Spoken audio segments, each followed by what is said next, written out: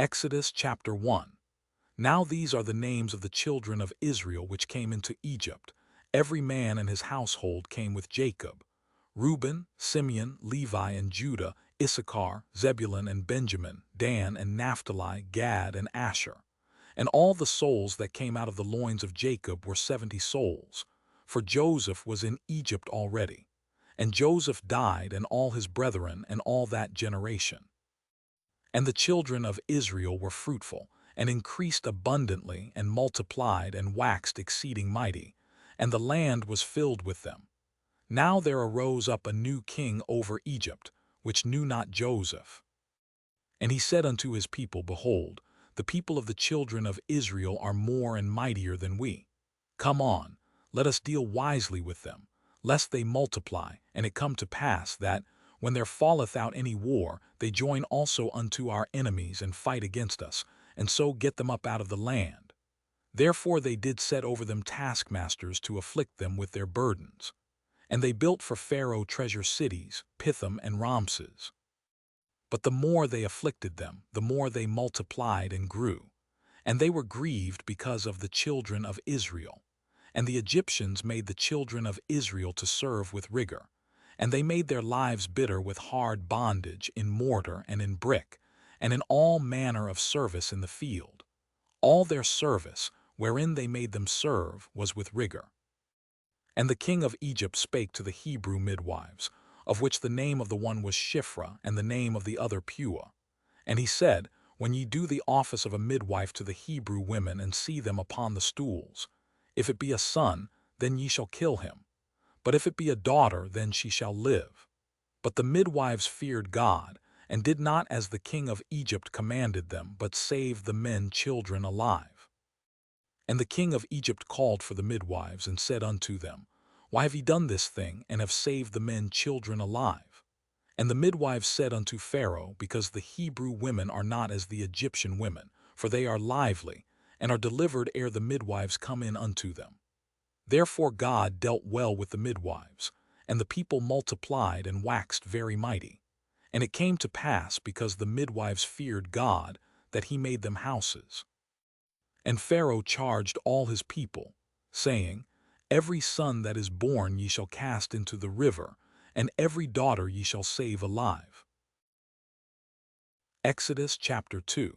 And there went a man of the house of Levi, and took to wife a daughter of Levi. And the woman conceived, and bare a son. And when she saw him that he was a goodly child, she hid him 3 months.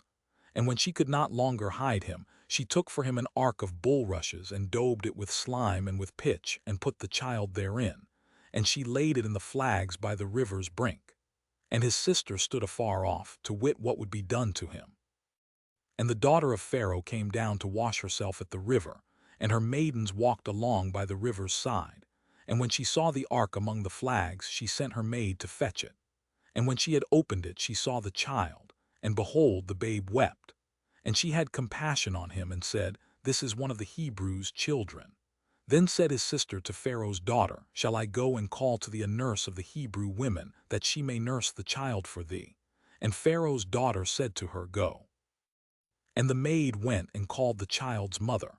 And Pharaoh's daughter said unto her, Take this child away, and nurse it for me, and I will give thee thy wages.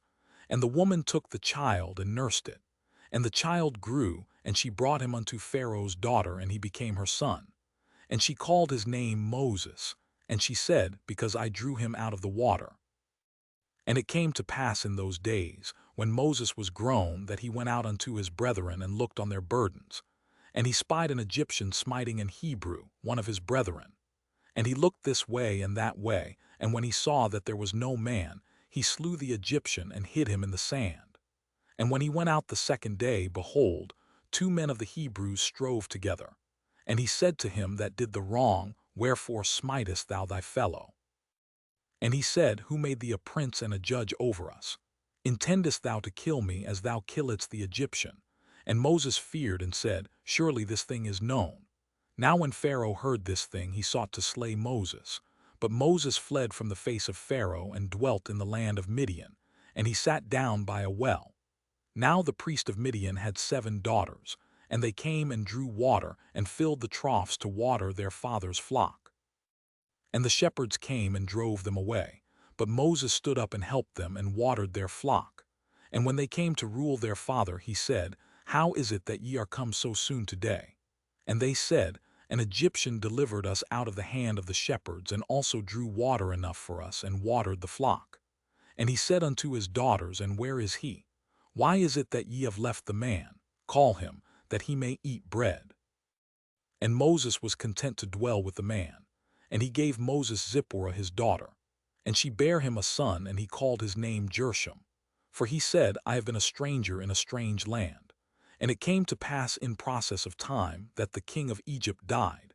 And the children of Israel sighed by reason of the bondage, and they cried, and their cry came up unto God by reason of the bondage. And God heard their groaning, and God remembered his covenant with Abraham, with Isaac, and with Jacob. And God looked upon the children of Israel, and God had respect unto them. Exodus chapter 3. Now Moses kept the flock of Jethro his father-in-law, the priest of Midian, and he led the flock to the backside of the desert, and came to the mountain of God, even to Horeb. And the angel of the Lord appeared unto him in a flame of fire out of the midst of a bush. And he looked, and behold, the bush burned with fire, and the bush was not consumed. And Moses said, I will now turn aside and see this great sight, why the bush is not burnt. And when the Lord saw that he turned aside to see, God called unto him out of the midst of the bush, and said, Moses, Moses. And he said, Here am I. And he said, Draw not nigh hither. Put off thy shoes from off thy feet, for the place whereon thou standest is holy ground. Moreover he said, I am the God of thy father, the God of Abraham, the God of Isaac, and the God of Jacob. And Moses hid his face, for he was afraid to look upon God. And the Lord said, I have surely seen the affliction of my people which are in Egypt, and have heard their cry by reason of their taskmasters, for I know their sorrows. And I am come down to deliver them out of the hand of the Egyptians, and to bring them up out of that land unto a good land and a large, unto a land flowing with milk and honey, unto the place of the Canaanites, and the Hittites, and the Amorites, and the Perizzites, and the Hivites, and the Jebusites. Now therefore, behold, the cry of the children of Israel is come unto me, and I have also seen the oppression wherewith the Egyptians oppress them. Come now therefore, and I will send thee unto Pharaoh, that thou mayest bring forth my people the children of Israel out of Egypt. And Moses said unto God, Who am I, that I should go unto Pharaoh, and that I should bring forth the children of Israel out of Egypt? And he said, Certainly I will be with thee, and this shall be a token unto thee that I have sent thee. When thou hast brought forth the people out of Egypt, ye shall serve God upon this mountain. And Moses said unto God, Behold, when I come unto the children of Israel, and shall say unto them, The God of your fathers hath sent me unto you, and they shall say to me, What is his name? What shall I say unto them? And God said unto Moses, I am that I am. And he said, Thus shalt thou say unto the children of Israel, I am hath sent me unto you.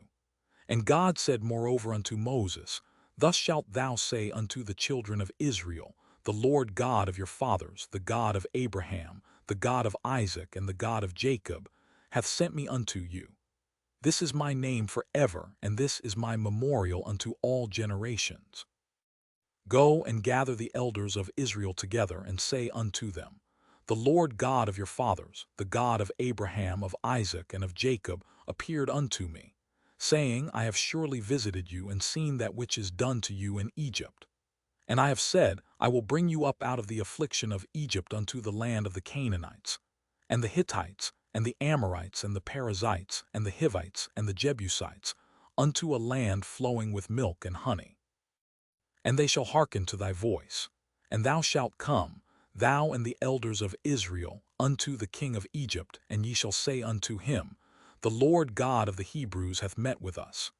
And now let us go, we beseech thee, 3 days' journey into the wilderness, that we may sacrifice to the Lord our God.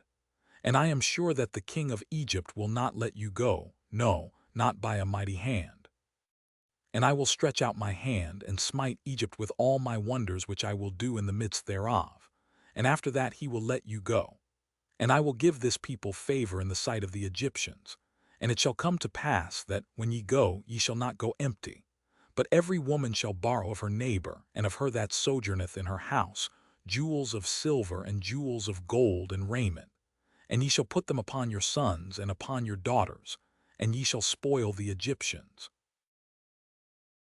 Exodus chapter 4. And Moses answered and said, But behold, they will not believe me, nor hearken unto my voice. For they will say, The Lord hath not appeared unto thee. And the Lord said unto him, What is that in thine hand? And he said, A rod. And he said, Cast it on the ground. And he cast it on the ground, and it became a serpent, and Moses fled from before it. And the Lord said unto Moses, Put forth thine hand, and take it by the tail. And he put forth his hand, and caught it, and it became a rod in his hand, that they may believe that the Lord God of their fathers, the God of Abraham, the God of Isaac, and the God of Jacob, hath appeared unto thee. And the Lord said furthermore unto him, Put now thine hand into thy bosom. And he put his hand into his bosom, and when he took it out, behold, his hand was leprous as snow. And he said, Put thine hand into thy bosom again. And he put his hand into his bosom again, and plucked it out of his bosom, and behold, it was turned again as his other flesh. And it shall come to pass, if they will not believe thee, neither hearken to the voice of the first sign, that they will believe the voice of the latter sign. And it shall come to pass, if they will not believe also these two signs, neither hearken unto thy voice, that thou shalt take of the water of the river and pour it upon the dry land. And the water which thou takest out of the river shall become blood upon the dry land. And Moses said unto the Lord, O my Lord, I am not eloquent, neither heretofore, nor since thou hast spoken unto thy servant, but I am slow of speech and of a slow tongue. And the Lord said unto him, Who hath made man's mouth? Or who maketh the dumb, or deaf, or the seeing, or the blind? Have not I the Lord? Now therefore go, and I will be with thy mouth, and teach thee what thou shalt say. And he said, O my Lord, send, I pray thee, by the hand of him whom thou wilt send. And the anger of the Lord was kindled against Moses, and he said, Is not Aaron the Levite thy brother? I know that he can speak well. And also, behold, he cometh forth to meet thee. And when he seeth thee, he will be glad in his heart. And thou shalt speak unto him, and put words in his mouth.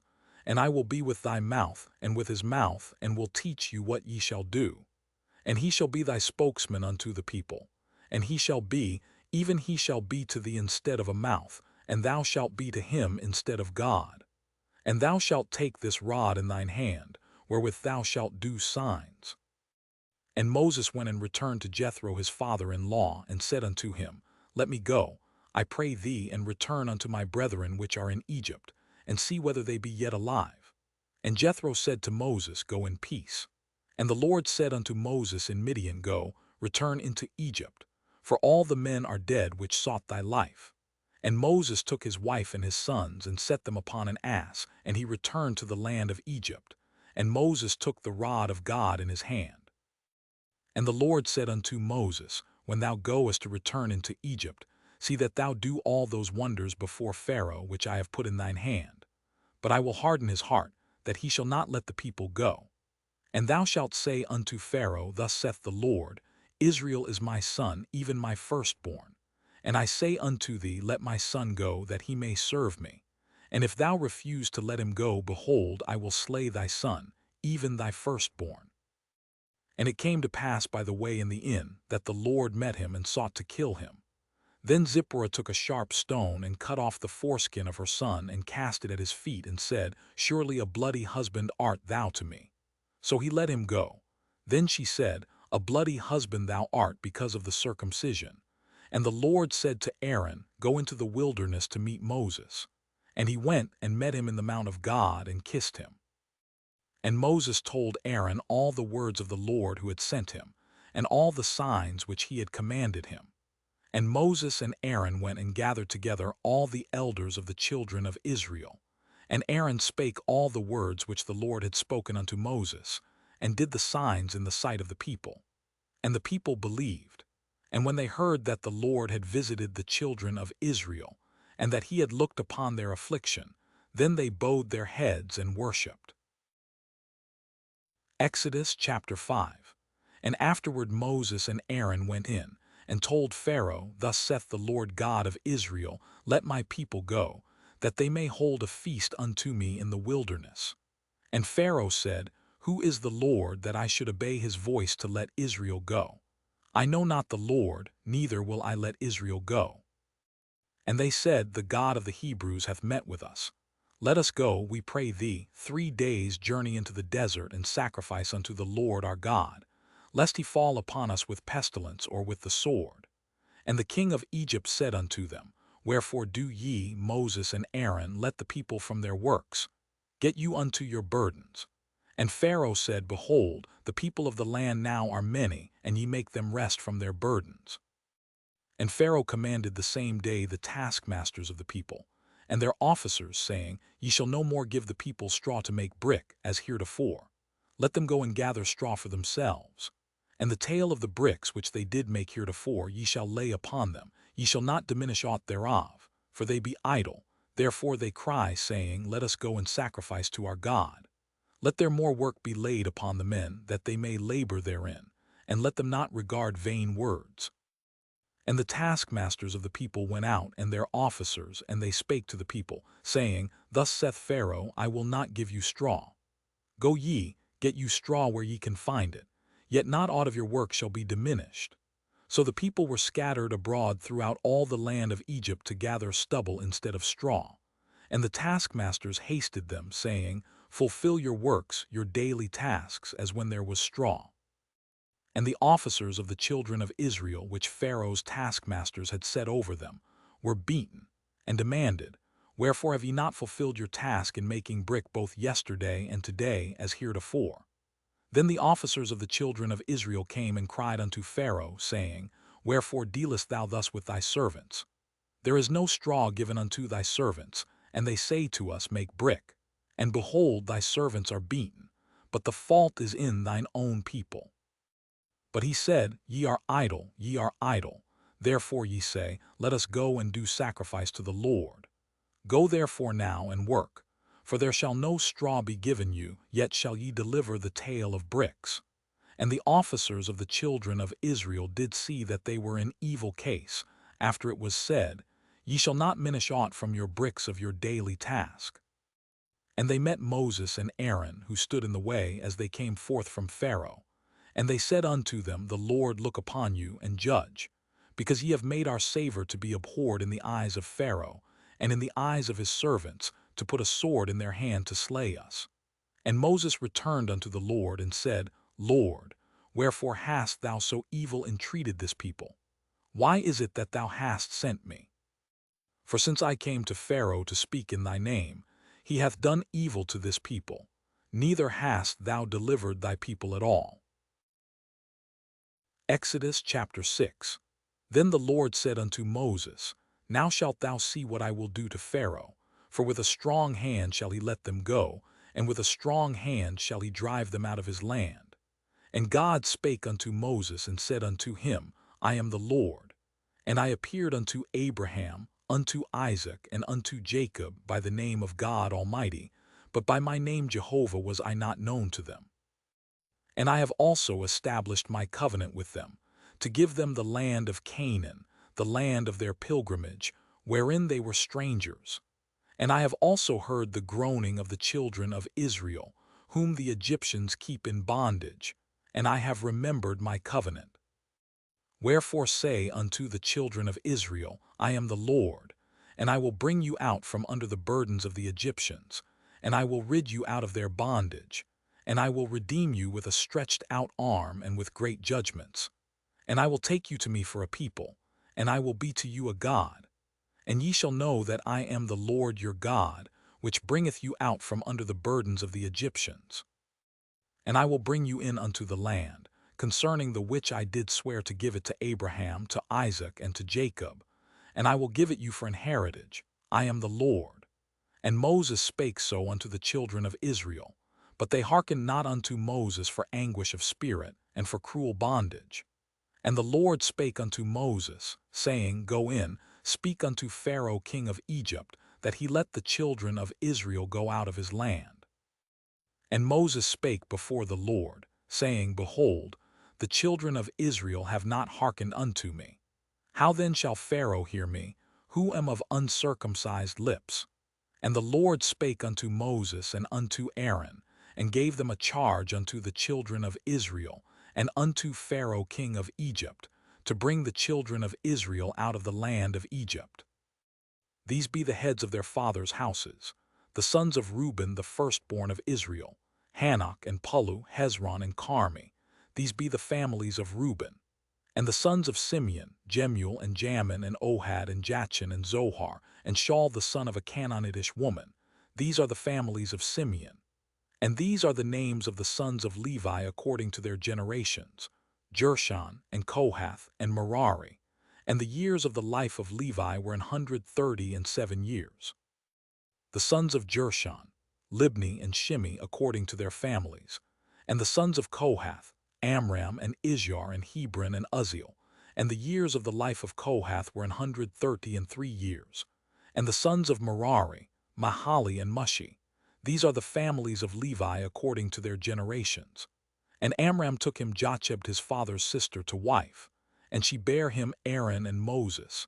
And the years of the life of Amram were 137 years. And the sons of Izhar, Korah and Nepheg and Zikri. And the sons of Uzziel, Mishael and Elzaphan and Zithri. And Aaron took him Elisheba, daughter of Amminadab, sister of Nahshon, to wife. And she bare him Nadab and Abihu, Eleazar and Ithamar. And the sons of Korah, Asir and Elkanah and Abiasaph. These are the families of the Korhites. And Eleazar, Aaron's son, took him one of the daughters of Putiel to wife, and she bare him Phinehas. These are the heads of the fathers of the Levites according to their families.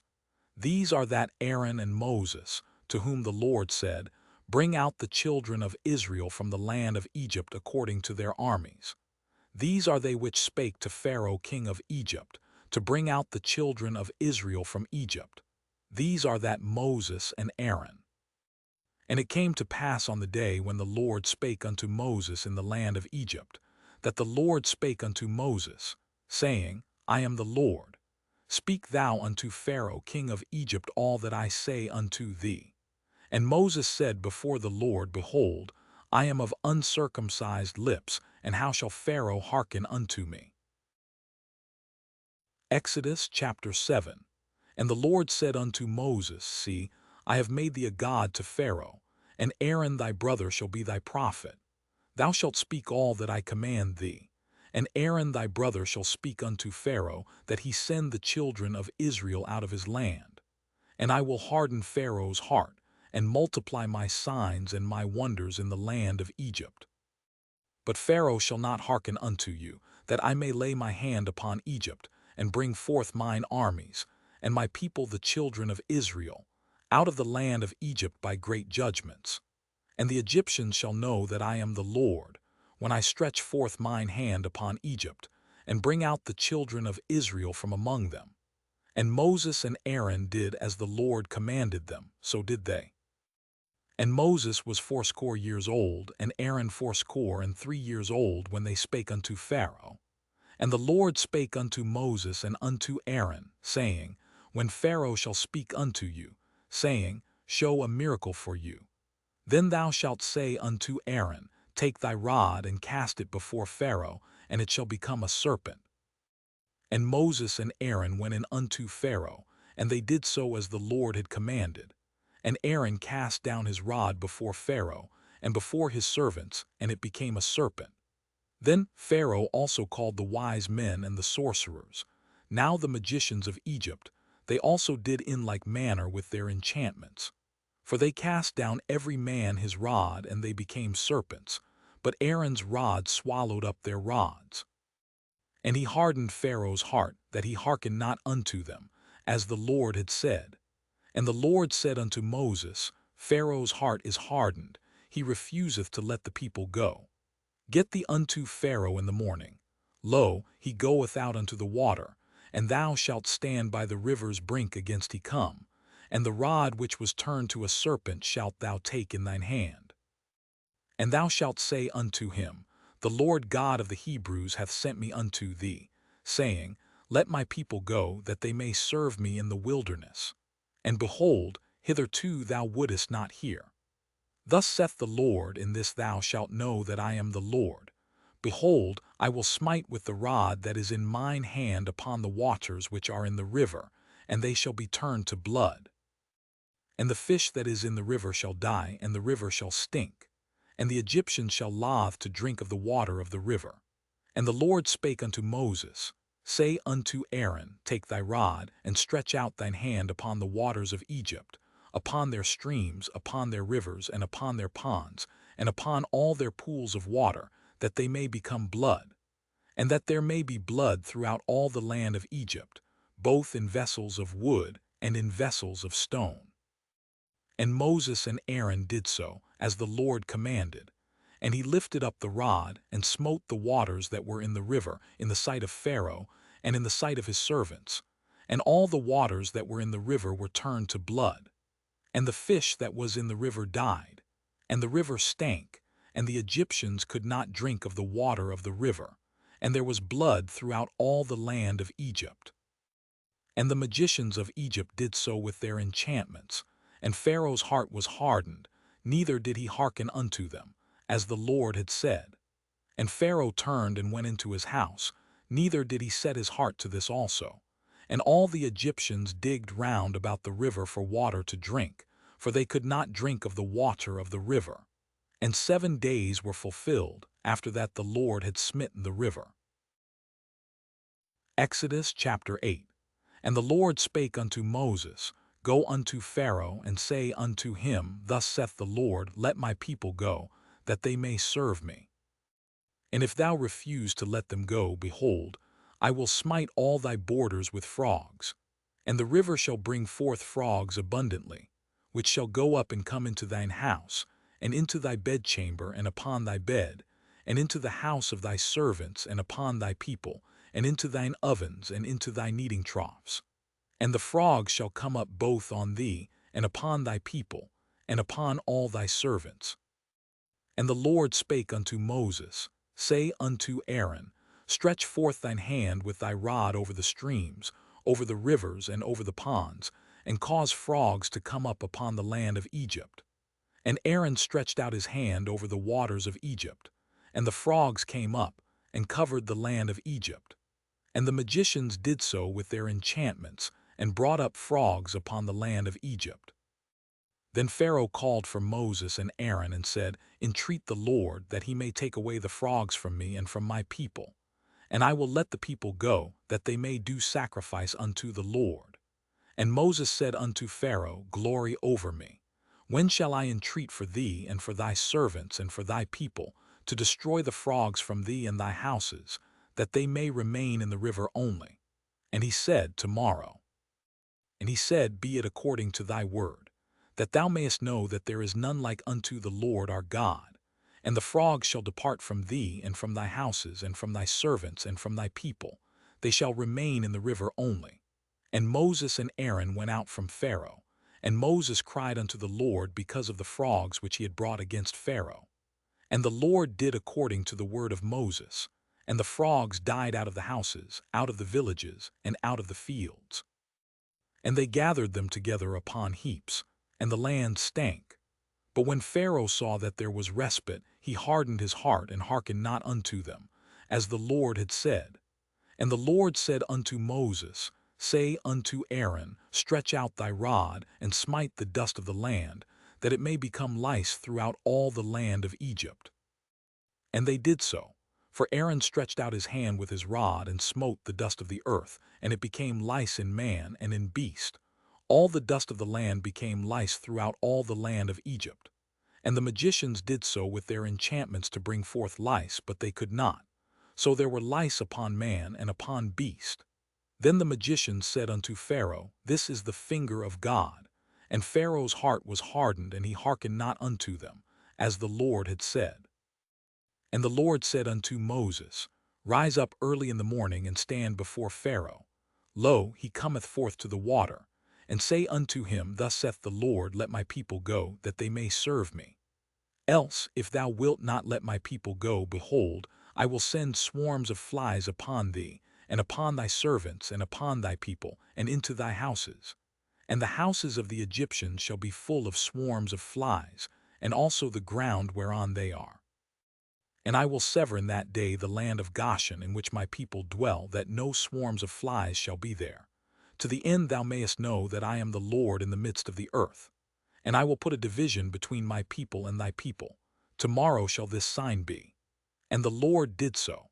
And there came a grievous swarm of flies into the house of Pharaoh, and into his servants' houses, and into all the land of Egypt. The land was corrupted by reason of the swarm of flies. And Pharaoh called for Moses and for Aaron, and said, Go ye, sacrifice to your God in the land. And Moses said, It is not meet so to do, for we shall sacrifice the abomination of the Egyptians to the Lord our God. Lo, shall we sacrifice the abomination of the Egyptians before their eyes, and will they not stone us?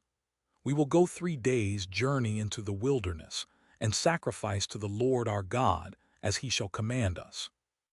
And Pharaoh said, I will let you go, that ye may sacrifice to the Lord your God in the wilderness. Only ye shall not go very far away. Entreat from me. And Moses said, Behold, I go out from thee, and I will entreat the Lord that the swarms of flies may depart from Pharaoh, from his servants, and from his people tomorrow. But let not Pharaoh deal deceitfully any more in not letting the people go to sacrifice to the Lord. And Moses went out from Pharaoh and entreated the Lord. And the Lord did according to the word of Moses, and he removed the swarms of flies from Pharaoh, from his servants, and from his people. There remained not one. And Pharaoh hardened his heart at this time also, neither would he let the people go. Exodus chapter 9. Then the Lord said unto Moses, Go in unto Pharaoh, and tell him, Thus saith the Lord God of the Hebrews, Let my people go, that they may serve me. For if thou refuse to let them go, and wilt hold them still, behold, the hand of the Lord is upon thy cattle which is in the field, upon the horses, upon the asses, upon the camels, upon the oxen, and upon the sheep. There shall be a very grievous murrain. And the Lord shall sever between the cattle of Israel and the cattle of Egypt, and there shall nothing die of all that is the children's of Israel. And the Lord appointed a set time, saying, Tomorrow the Lord shall do this thing in the land. And the Lord did that thing on the morrow, and all the cattle of Egypt died. But of the cattle of the children of Israel died not one. And Pharaoh sent, and behold, there was not one of the cattle of the Israelites dead. And the heart of Pharaoh was hardened, and he did not let the people go. And the Lord said unto Moses and unto Aaron, Take to you handfuls of ashes of the furnace, and let Moses sprinkle it toward the heaven in the sight of Pharaoh. And it shall become small dust in all the land of Egypt, and shall be a boil breaking forth with blains upon man, and upon beast, throughout all the land of Egypt. And they took ashes of the furnace and stood before Pharaoh, and Moses sprinkled it up toward heaven, and it became a boil breaking forth with blains upon man and upon beast. And the magicians could not stand before Moses because of the boils, for the boil was upon the magicians and upon all the Egyptians. And the Lord hardened the heart of Pharaoh, and he hearkened not unto them, as the Lord had spoken unto Moses. And the Lord said unto Moses, Rise up early in the morning, and stand before Pharaoh, and say unto him, Thus saith the Lord God of the Hebrews, Let my people go, that they may serve me. For I will at this time send all my plagues upon thine heart, and upon thy servants, and upon thy people, that thou mayest know that there is none like me in all the earth. For now I will stretch out my hand, that I may smite thee and thy people with pestilence, and thou shalt be cut off from the earth. And in very deed for this cause have I raised thee up, for to show in thee my power, and that my name may be declared throughout all the earth. As yet exaltest thou thyself against my people, that thou wilt not let them go. Behold, tomorrow about this time I will cause it to rain a very grievous hail, such as hath not been in Egypt since the foundation thereof even until now. Send therefore now, and gather thy cattle, and all that thou hast in the field. For upon every man and beast which shall be found in the field, and shall not be brought home, the hail shall come down upon them, and they shall die. He that feared the word of the Lord among the servants of Pharaoh made his servants and his cattle flee into the houses. And he that regarded not the word of the Lord left his servants and his cattle in the field. And the Lord said unto Moses, Stretch forth thine hand toward heaven, that there may be hail in all the land of Egypt, upon man and upon beast, and upon every herb of the field throughout the land of Egypt. And Moses stretched forth his rod toward heaven, and the Lord sent thunder and hail, and the fire ran along upon the ground, and the Lord rained hail upon the land of Egypt. So there was hail and fire mingled with the hail, very grievous, such as there was none like it in all the land of Egypt since it became a nation. And the hail smote throughout all the land of Egypt all that was in the field, both man and beast. And the hail smote every herb of the field and brake every tree of the field. Only in the land of Goshen, where the children of Israel were, was there no hail. And Pharaoh sent and called for Moses and Aaron, and said unto them, I have sinned this time. The Lord is righteous, and I and my people are wicked. Entreat the Lord, for it is enough, that there be no more mighty thunderings and hail, and I will let you go, and ye shall stay no longer. And Moses said unto him, As soon as I am gone out of the city, I will spread abroad my hands unto the Lord, and the thunder shall cease, neither shall there be any more hail, that thou mayest know how that the earth is the Lord's. But as for thee and thy servants, I know that ye will not yet fear the Lord God. And the flax and the barley was smitten, for the barley was in the ear, and the flax was bold. But the wheat and the rye were not smitten, for they were not grown up. And Moses went out of the city from Pharaoh, and spread abroad his hands unto the Lord. And the thunders and hail ceased, and the rain was not poured upon the earth. And when Pharaoh saw that the rain and the hail and the thunders were ceased, he sinned yet more, and hardened his heart, he and his servants. And the heart of Pharaoh was hardened, neither would he let the children of Israel go, as the Lord had spoken by Moses. Exodus chapter 10. And the Lord said unto Moses, Go in unto Pharaoh, for I have hardened his heart, and the heart of his servants, that I might show these my signs before him, and that thou mayest tell in the ears of thy son, and of thy son's son, what things I have wrought in Egypt, and my signs which I have done among them, that ye may know how that I am the Lord. And Moses and Aaron came in unto Pharaoh, and said unto him, Thus saith the Lord God of the Hebrews, How long wilt thou refuse to humble thyself before me? Let my people go, that they may serve me. Else, if thou refuse to let my people go, behold, tomorrow will I bring the locusts into thy coast, and they shall cover the face of the earth, that one cannot be able to see the earth. And they shall eat the residue of that which is escaped, which remaineth unto you from the hail, and shall eat every tree which groweth for you out of the field. And they shall fill thy houses, and the houses of all thy servants, and the houses of all the Egyptians, which neither thy fathers nor thy fathers' fathers have seen, since the day that they were upon the earth unto this day. And he turned himself and went out from Pharaoh. And Pharaoh's servants said unto him, How long shall this man be a snare unto us? Let the men go, that they may serve the Lord their God. Knowest thou not yet that Egypt is destroyed? And Moses and Aaron were brought again unto Pharaoh, and he said unto them, Go, serve the Lord your God. But who are they that shall go? And Moses said, We will go with our young and with our old, with our sons and with our daughters, with our flocks and with our herds will we go, for we must hold a feast unto the Lord. And he said unto them, Let the Lord be so with you, as I will let you go and your little ones. Look to it, for evil is before you. Not so, go now ye that are men, and serve the Lord, for that ye did desire.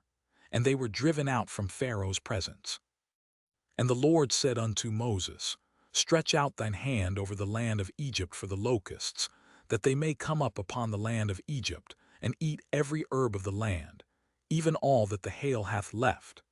And Moses stretched forth his rod over the land of Egypt, and the Lord brought an east wind upon the land all that day, and all that night. And when it was morning, the east wind brought the locusts. And the locusts went up over all the land of Egypt, and rested in all the coasts of Egypt. Very grievous were they. Before them there were no such locusts as they, neither after them shall be such. For they covered the face of the whole earth, so that the land was darkened. And they did eat every herb of the land, and all the fruit of the trees which the hail had left. And there remained not any green thing in the trees, or in the herbs of the field, through all the land of Egypt. Then Pharaoh called for Moses and Aaron in haste, and he said, I have sinned against the Lord your God and against you. Now therefore forgive, I pray thee, my sin only this once, and entreat the Lord your God, that he may take away from me this death only. And he went out from Pharaoh and entreated the Lord. And the Lord turned a mighty strong west wind, which took away the locusts, and cast them into the Red Sea. There remained not one locust in all the coasts of Egypt. But the Lord hardened Pharaoh's heart, so that he would not let the children of Israel go. And the Lord said unto Moses, Stretch out thine hand toward heaven, that there may be darkness over the land of Egypt, even darkness which may be felt. And Moses stretched forth his hand toward heaven, and there was a thick darkness in all the land of Egypt 3 days. They saw not one another, neither rose any from his place for 3 days. But all the children of Israel had light in their dwellings. And Pharaoh called unto Moses and said, Go ye, serve the Lord. Only let your flocks and your herds be stayed. Let your little ones also go with you. And Moses said, Thou must give us also sacrifices and burnt offerings, that we may sacrifice unto the Lord our God. Our cattle also shall go with us. There shall not an hoof be left behind, for thereof must we take to serve the Lord our God, and we know not with what we must serve the Lord until we come thither. But the Lord hardened Pharaoh's heart, and he would not let them go. And Pharaoh said unto him, Get thee from me, take heed to thyself, see my face no more. For in that day thou seest my face thou shalt die. And Moses said, Thou hast spoken well, I will see thy face again no more. Exodus chapter 11. And the Lord said unto Moses, Yet will I bring one plague more upon Pharaoh and upon Egypt. Afterwards he will let you go hence. When he shall let you go, he shall surely thrust you out hence altogether. Speak now in the ears of the people, and let every man borrow of his neighbor, and every woman of her neighbor, jewels of silver and jewels of gold. And the Lord gave the people favor in the sight of the Egyptians. Moreover, the man Moses was very great in the land of Egypt, in the sight of Pharaoh's servants, and in the sight of the people. And Moses said, Thus saith the Lord, About midnight will I go out into the midst of Egypt.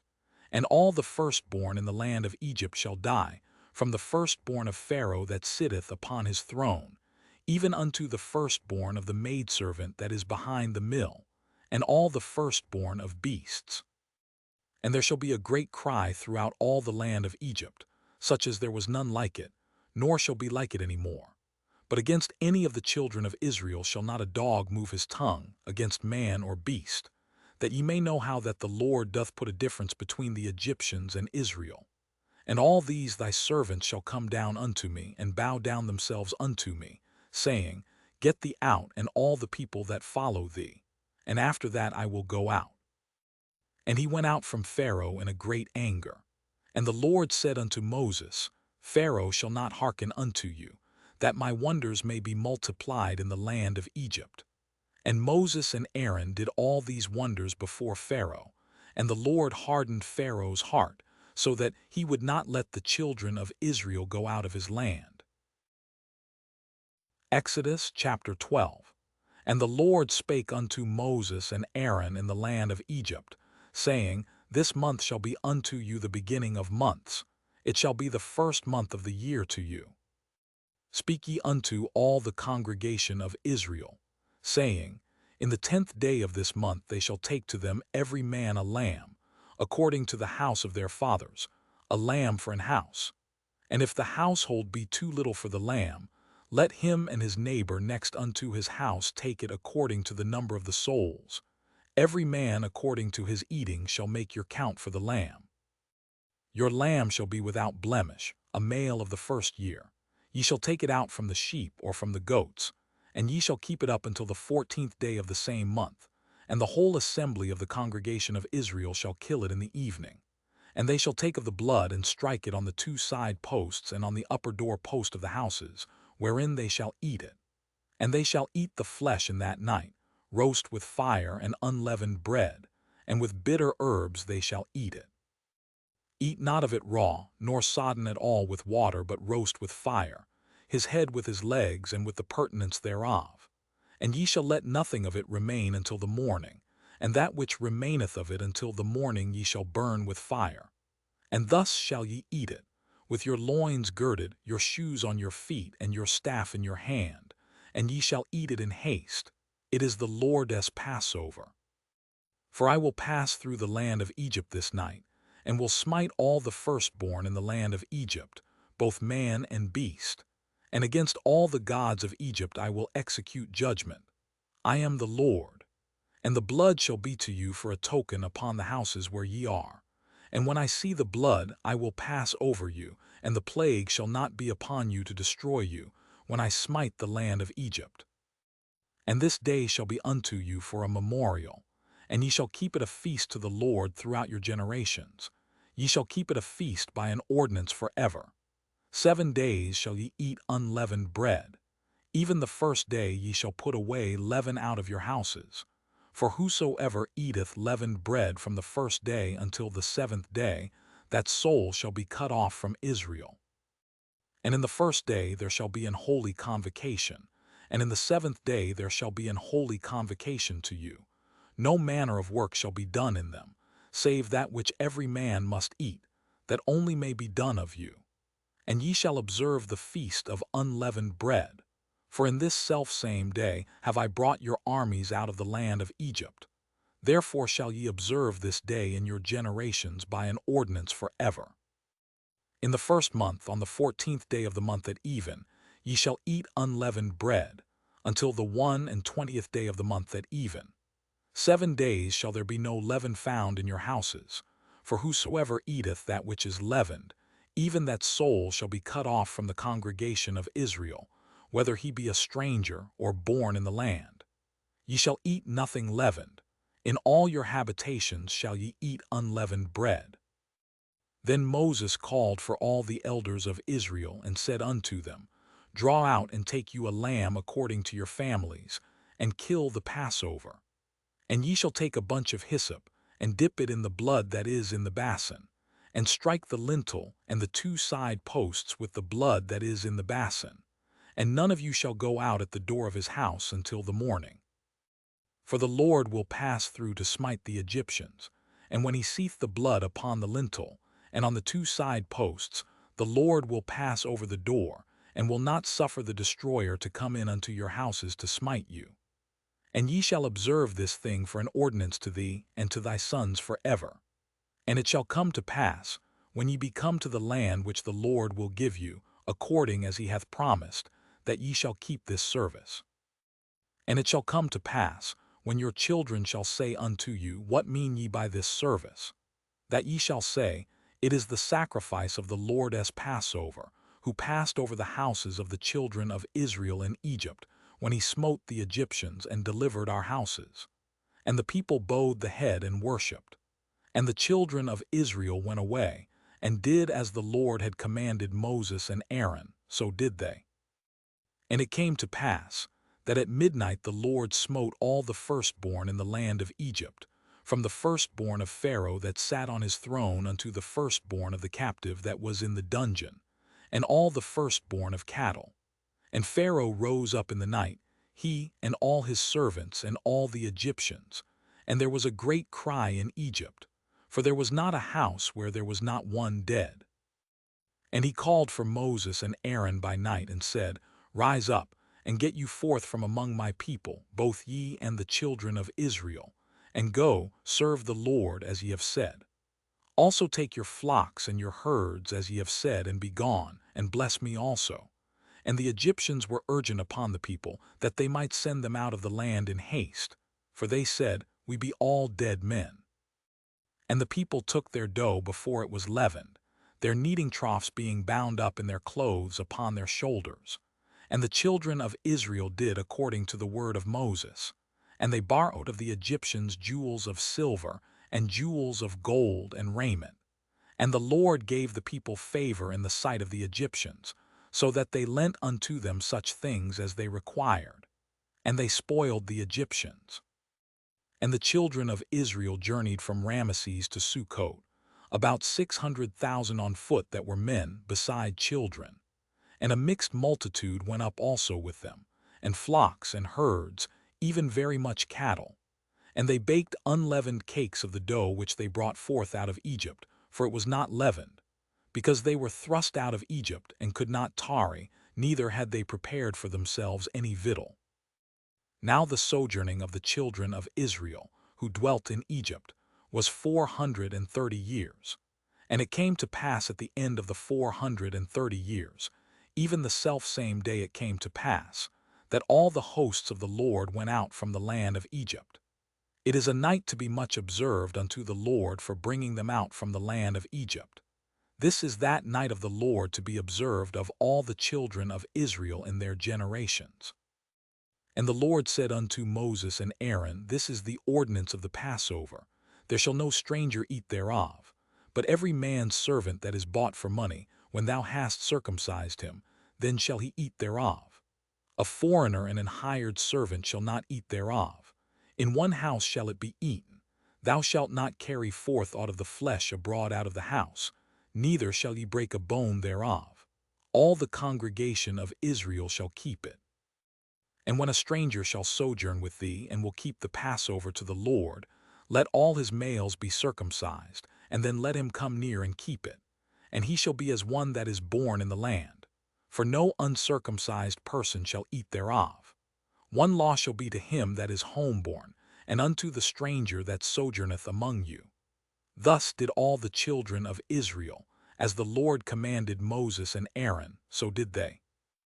And it came to pass the selfsame day, that the Lord did bring the children of Israel out of the land of Egypt by their armies. Exodus chapter 13. And the Lord spake unto Moses, saying, Sanctify unto me all the firstborn, whatsoever openeth the womb among the children of Israel, both of man and of beast. It is mine. And Moses said unto the people, Remember this day, in which ye came out from Egypt, out of the house of bondage. For by strength of hand the Lord brought you out from this place. There shall no leavened bread be eaten. This day came ye out in the month Abib. And it shall be when the Lord shall bring thee into the land of the Canaanites, and the Hittites, and the Amorites, and the Hivites, and the Jebusites, which he sware unto thy fathers to give thee, a land flowing with milk and honey, that thou shalt keep this service in this month.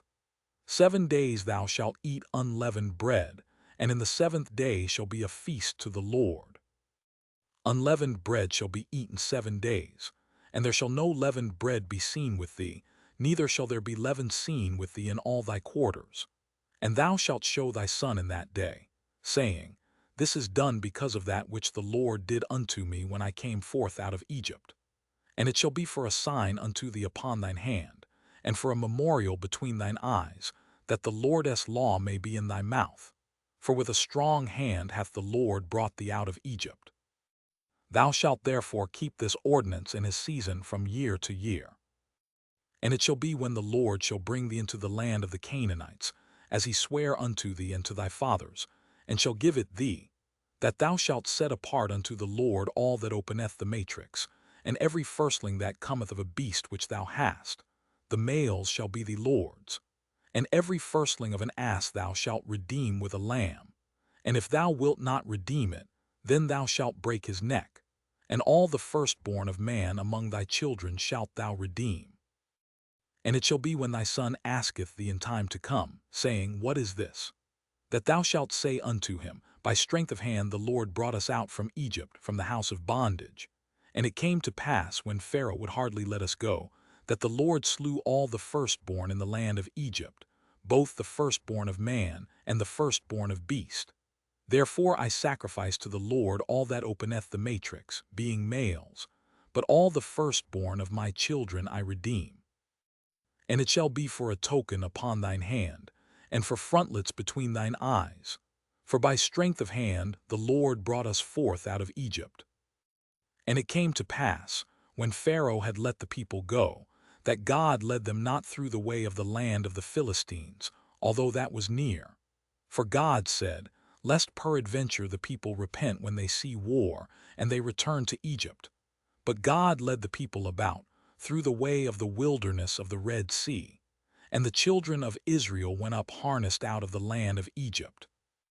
And Moses took the bones of Joseph with him, for he had straitly sworn the children of Israel, saying, God will surely visit you, and ye shall carry up my bones away hence with you. And they took their journey from Succoth and encamped in Etham, in the edge of the wilderness. And the Lord went before them by day in a pillar of a cloud, to lead them the way, and by night in a pillar of fire to give them light, to go by day and night. He took not away the pillar of the cloud by day, nor the pillar of fire by night from before the people. Exodus chapter 14. And the Lord spake unto Moses, saying, Speak unto the children of Israel, that they turn and encamp before Pihahiroth, between Migdol and the sea, over against Baal-zephon. Before it shall ye encamp by the sea. For Pharaoh will say of the children of Israel, They are entangled in the land, the wilderness hath shut them in. And I will harden Pharaoh's heart, that he shall follow after them, and I will be honored upon Pharaoh and upon all his host, that the Egyptians may know that I am the Lord. And they did so. And it was told the king of Egypt that the people fled. And the heart of Pharaoh and of his servants was turned against the people. And they said, Why have we done this, that we have let Israel go from serving us? And he made ready his chariot, and took his people with him. And he took 600 chosen chariots, and all the chariots of Egypt, and captains over every one of them. And the Lord hardened the heart of Pharaoh king of Egypt, and he pursued after the children of Israel. And the children of Israel went out with an high hand. But the Egyptians pursued after them, all the horses and chariots of Pharaoh and his horsemen and his army, and overtook them encamping by the sea beside Pihahiroth before Baal-zephon. And when Pharaoh drew nigh, the children of Israel lifted up their eyes, and behold, the Egyptians marched after them. And they were sore afraid. And the children of Israel cried out unto the Lord. And they said unto Moses, Because there were no graves in Egypt, hast thou taken us away to die in the wilderness? Wherefore hast thou dealt thus with us, to carry us forth out of Egypt? Is not this the word that we did tell thee in Egypt, saying, Let us alone, that we may serve the Egyptians? For it had been better for us to serve the Egyptians, than that we should die in the wilderness. And Moses said unto the people, Fear ye not, stand still, and see the salvation of the Lord, which he will show to you today. For the Egyptians whom ye have seen today, ye shall see them again no more forever. The Lord shall fight for you, and ye shall hold your peace. And the Lord said unto Moses, Wherefore criest thou unto me? Speak unto the children of Israel that they go forward, but lift thou up thy rod, and stretch out thine hand over the sea, and divide it. And the children of Israel shall go on dry ground through the midst of the sea. And behold, I will harden the hearts of the Egyptians, and they shall follow them. And I will get me honor upon Pharaoh, and upon all his host, upon his chariots, and upon his horsemen. And the Egyptians shall know that I am the Lord, when I have got me honor upon Pharaoh, upon his chariots, and upon his horsemen. And the angel of God, which went before the camp of Israel, removed and went behind them. And the pillar of the cloud went from before their face, and stood behind them. And it came between the camp of the Egyptians and the camp of Israel. And it was a cloud and darkness to them, but it gave light by night to these, so that the one came not near the other all the night. And Moses stretched out his hand over the sea. And the Lord caused the sea to go back by a strong east wind all that night, and made the sea dry land, and the waters were divided. And the children of Israel went into the midst of the sea upon the dry ground, and the waters were a wall unto them on their right hand, and on their left. And the Egyptians pursued, and went in after them to the midst of the sea, even all Pharaoh's horses, his chariots, and his horsemen. And it came to pass, that in the morning watch the Lord looked unto the host of the Egyptians through the pillar of fire and of the cloud, and troubled the host of the Egyptians, and took off their chariot wheels, that they drave them heavily. So that the Egyptians said, Let us flee from the face of Israel, for the Lord fighteth for them against the Egyptians. And the Lord said unto Moses, Stretch out thine hand over the sea, that the waters may come again upon the Egyptians, upon their chariots, and upon their horsemen. And Moses stretched forth his hand over the sea, and the sea returned to his strength when the morning appeared, and the Egyptians fled against it. And the Lord overthrew the Egyptians in the midst of the sea. And the waters returned and covered the chariots and the horsemen, and all the host of Pharaoh that came into the sea after them. There remained not so much as one of them. But the children of Israel walked upon dry land in the midst of the sea, and the waters were a wall unto them on their right hand, and on their left. Thus the Lord saved Israel that day out of the hand of the Egyptians, and Israel saw the Egyptians dead upon the sea shore. And Israel saw that great work which the Lord did upon the Egyptians, and the people feared the Lord and believed the Lord and his servant Moses. Exodus chapter 15. Then sang Moses and the children of Israel this song unto the Lord, and spake, saying, I will sing unto the Lord, for he hath triumphed gloriously. The horse and his rider hath he thrown into the sea. The Lord is my strength and song, and he is become my salvation. He is my God, and I will prepare him an habitation, my father's God, and I will exalt him. The Lord is a man of war, the Lord is his name. Pharaoh's chariots and his host hath he cast into the sea. His chosen captains also are drowned in the Red Sea. The depths have covered them. They sank into the bottom as a stone. Thy right hand, O Lord, is become glorious in power. Thy right hand, O Lord, hath dashed in pieces the enemy. And in the greatness of thine excellency thou hast overthrown them that rose up against thee. Thou sentest forth thy wrath, which consumed them as stubble. And with the blast of thy nostrils the waters were gathered together, the flood stood upright as an heap, and the depths were congealed in the heart of the sea. The enemy said, I will pursue, I will overtake, I will divide the spoil, my lust shall be satisfied upon them, I will draw my sword, my hand shall destroy them. Thou didst blow with thy wind, the sea covered them, they sank as lead in the mighty waters. Who is like unto thee, O Lord, among the gods? Who is like thee, glorious in holiness, fearful in praises, doing wonders? Thou stretchedst out thy right hand, the earth swallowed them. Thou in thy mercy hast led forth the people which thou hast redeemed. Thou hast guided them in thy strength unto thy holy habitation. The people shall hear and be afraid. Sorrow shall take hold on the inhabitants of Palestina. Then the dukes of Edom shall be amazed. The mighty men of Moab, trembling, shall take hold upon them. All the inhabitants of Canaan shall melt away. Fear and dread shall fall upon them. By the greatness of thine arm they shall be as still as a stone, till thy people pass over, O Lord, till the people pass over which thou hast purchased. Thou shalt bring them in and plant them in the mountain of thine inheritance, in the place, O Lord, which thou hast made for thee to dwell in the sanctuary, O Lord, which thy hands have established. The Lord shall reign for ever and ever. For the horse of Pharaoh went in with his chariots and with his horsemen into the sea, and the Lord brought again the waters of the sea upon them. But the children of Israel went on dry land in the midst of the sea. And Miriam the prophetess, the sister of Aaron, took a timbrel in her hand, and all the women went out after her with timbrels and with dances. And Miriam answered them, Sing ye to the Lord, for he hath triumphed gloriously. The horse and his rider hath he thrown into the sea. So Moses brought Israel from the Red Sea, and they went out into the wilderness of Shur.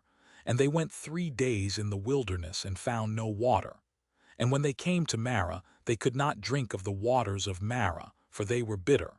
Therefore the name of it was called Marah. And the people murmured against Moses, saying, What shall we drink? And he cried unto the Lord.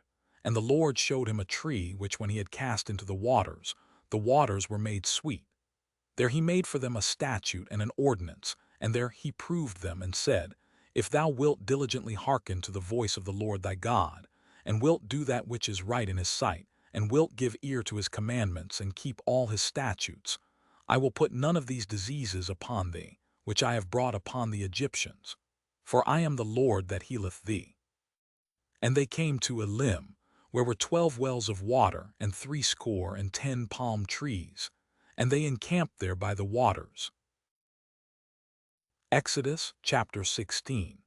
And they took their journey from Elim, and all the congregation of the children of Israel came unto the wilderness of Sin, which is between Elim and Sinai, on the 15th day of the 2nd month after their departing out of the land of Egypt.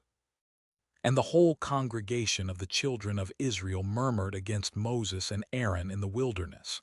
And the children of Israel said unto them, Would to God we had died by the hand of the Lord in the land of Egypt, when we sat by the flesh pots, and when we did eat bread to the full. For ye have brought us forth into this wilderness, to kill this whole assembly with hunger. Then said the Lord unto Moses, Behold, I will rain bread from heaven for you, and the people shall go out and gather a certain rate every day, that I may prove them, whether they will walk in my law or no. And it shall come to pass, that on the 6th day they shall prepare that which they bring in, and it shall be twice as much as they gather daily. And Moses and Aaron said unto all the children of Israel, At even then ye shall know that the Lord hath brought you out from the land of Egypt, and in the morning then ye shall see the glory of the Lord, for that he heareth your murmurings against the Lord. And what are we that ye murmur against us? And Moses said, This shall be, when the Lord shall give you in the evening flesh to eat, and in the morning bread to the full, for that the Lord heareth your murmurings which ye murmur against him. And what are we? Your murmurings are not against us, but against the Lord. And Moses spake unto Aaron, Say unto all the congregation of the children of Israel, Come near before the Lord, for he hath heard your murmurings. And it came to pass, as Aaron spake unto the whole congregation of the children of Israel, that they looked toward the wilderness, and behold, the glory of the Lord appeared in the cloud. And the Lord spake unto Moses, saying, I have heard the murmurings of the children of Israel. Speak unto them, saying, At even ye shall eat flesh, and in the morning ye shall be filled with bread, and ye shall know that I am the Lord your God. And it came to pass, that at even the quails came up and covered the camp, and in the morning the dew lay round about the host. And when the dew that lay was gone up, behold, upon the face of the wilderness there lay a small round thing, as small as the hoar frost on the ground. And when the children of Israel saw it, they said one to another, It is manna, for they wist not what it was. And Moses said unto them, This is the bread which the Lord hath given you to eat. This is the thing which the Lord hath commanded. Gather of it every man according to his eating, an omer for every man according to the number of your persons. Take ye every man for them which are in his tents. And the children of Israel did so, and gathered some more, some less. And when they did meet it with an omer, he that gathered much had nothing over, and he that gathered little had no lack. They gathered every man according to his eating. And Moses said, Let no man leave of it till the morning. Notwithstanding they hearkened not unto Moses, but some of them left of it until the morning, and it bred worms and stank. And Moses was wroth with them. And they gathered it every morning, every man according to his eating. And when the sun waxed hot, it melted. And it came to pass, that on the 6th day they gathered twice as much bread, 2 omers for one man. And all the rulers of the congregation came and told Moses. And he said unto them, This is that which the Lord hath said, Tomorrow is the rest of the holy Sabbath unto the Lord. Bake that which ye will bake today, and seethe that ye will seethe, and that which remaineth over lay up for you to be kept until the morning. And they laid it up till the morning, as Moses bade. And it did not stink, neither was there any worm therein. And Moses said, Eat that today, for today is a Sabbath unto the Lord. Today ye shall not find it in the field. 6 days ye shall gather it, but on the 7th day, which is the Sabbath, in it there shall be none. And it came to pass, that there went out some of the people on the 7th day for to gather, and they found none. And the Lord said unto Moses, How long refuse ye to keep my commandments and my laws? See, for that the Lord hath given you the Sabbath, therefore he giveth you on the 6th day the bread of 2 days. Abide ye every man in his place, let no man go out of his place on the 7th day. So the people rested on the 7th day. And the house of Israel called the name thereof manna, and it was like coriander seed, white, and the taste of it was like wafers made with honey. And Moses said, This is the thing which the Lord commandeth, fill an omer of it to be kept for your generations, that they may see the bread wherewith I have fed you in the wilderness, when I brought you forth from the land of Egypt. And Moses said unto Aaron, Take a pot, and put an omer full of manna therein, and lay it up before the Lord to be kept for your generations. As the Lord commanded Moses, so Aaron laid it up before the testimony to be kept. And the children of Israel did eat manna 40 years, until they came to a land inhabited. They did eat manna, until they came unto the borders of the land of Canaan. Now an omer is the 10th part of an ephah. Exodus chapter 17. And all the congregation of the children of Israel journeyed from the wilderness of Sin, after their journeys, according to the commandment of the Lord, and pitched in Rephidim. And there was no water for the people to drink. Wherefore the people did chide with Moses, and said, Give us water that we may drink. And Moses said unto them, Why chide ye with me? Wherefore do ye tempt the Lord? And the people thirsted there for water. And the people murmured against Moses, and said, Wherefore is this that thou hast brought us up out of Egypt, to kill us and our children and our cattle with thirst? And Moses cried unto the Lord, saying, What shall I do unto this people? They be almost ready to stone me. And the Lord said unto Moses, Go on before the people, and take with thee of the elders of Israel. And thy rod, wherewith thou smotest the river, take in thine hand, and go. Behold, I will stand before thee there upon the rock in Horeb, and thou shalt smite the rock, and there shall come water out of it, that the people may drink. And Moses did so in the sight of the elders of Israel. And he called the name of the place Massah and Meribah, because of the chiding of the children of Israel, and because they tempted the Lord, saying, Is the Lord among us or not? Then came Amalek and fought with Israel in Rephidim. And Moses said unto Joshua, Choose us out men, and go out, fight with Amalek. Tomorrow I will stand on the top of the hill with the rod of God in mine hand. So Joshua did as Moses had said to him, and fought with Amalek. And Moses, Aaron, and Hur went up to the top of the hill. And it came to pass, when Moses held up his hand, that Israel prevailed, and when he let down his hand, Amalek prevailed. But Moses' hands were heavy, and they took a stone and put it under him, and he sat thereon. And Aaron and Hur stayed up his hands, the one on the one side and the other on the other side. And his hands were steady until the going down of the sun.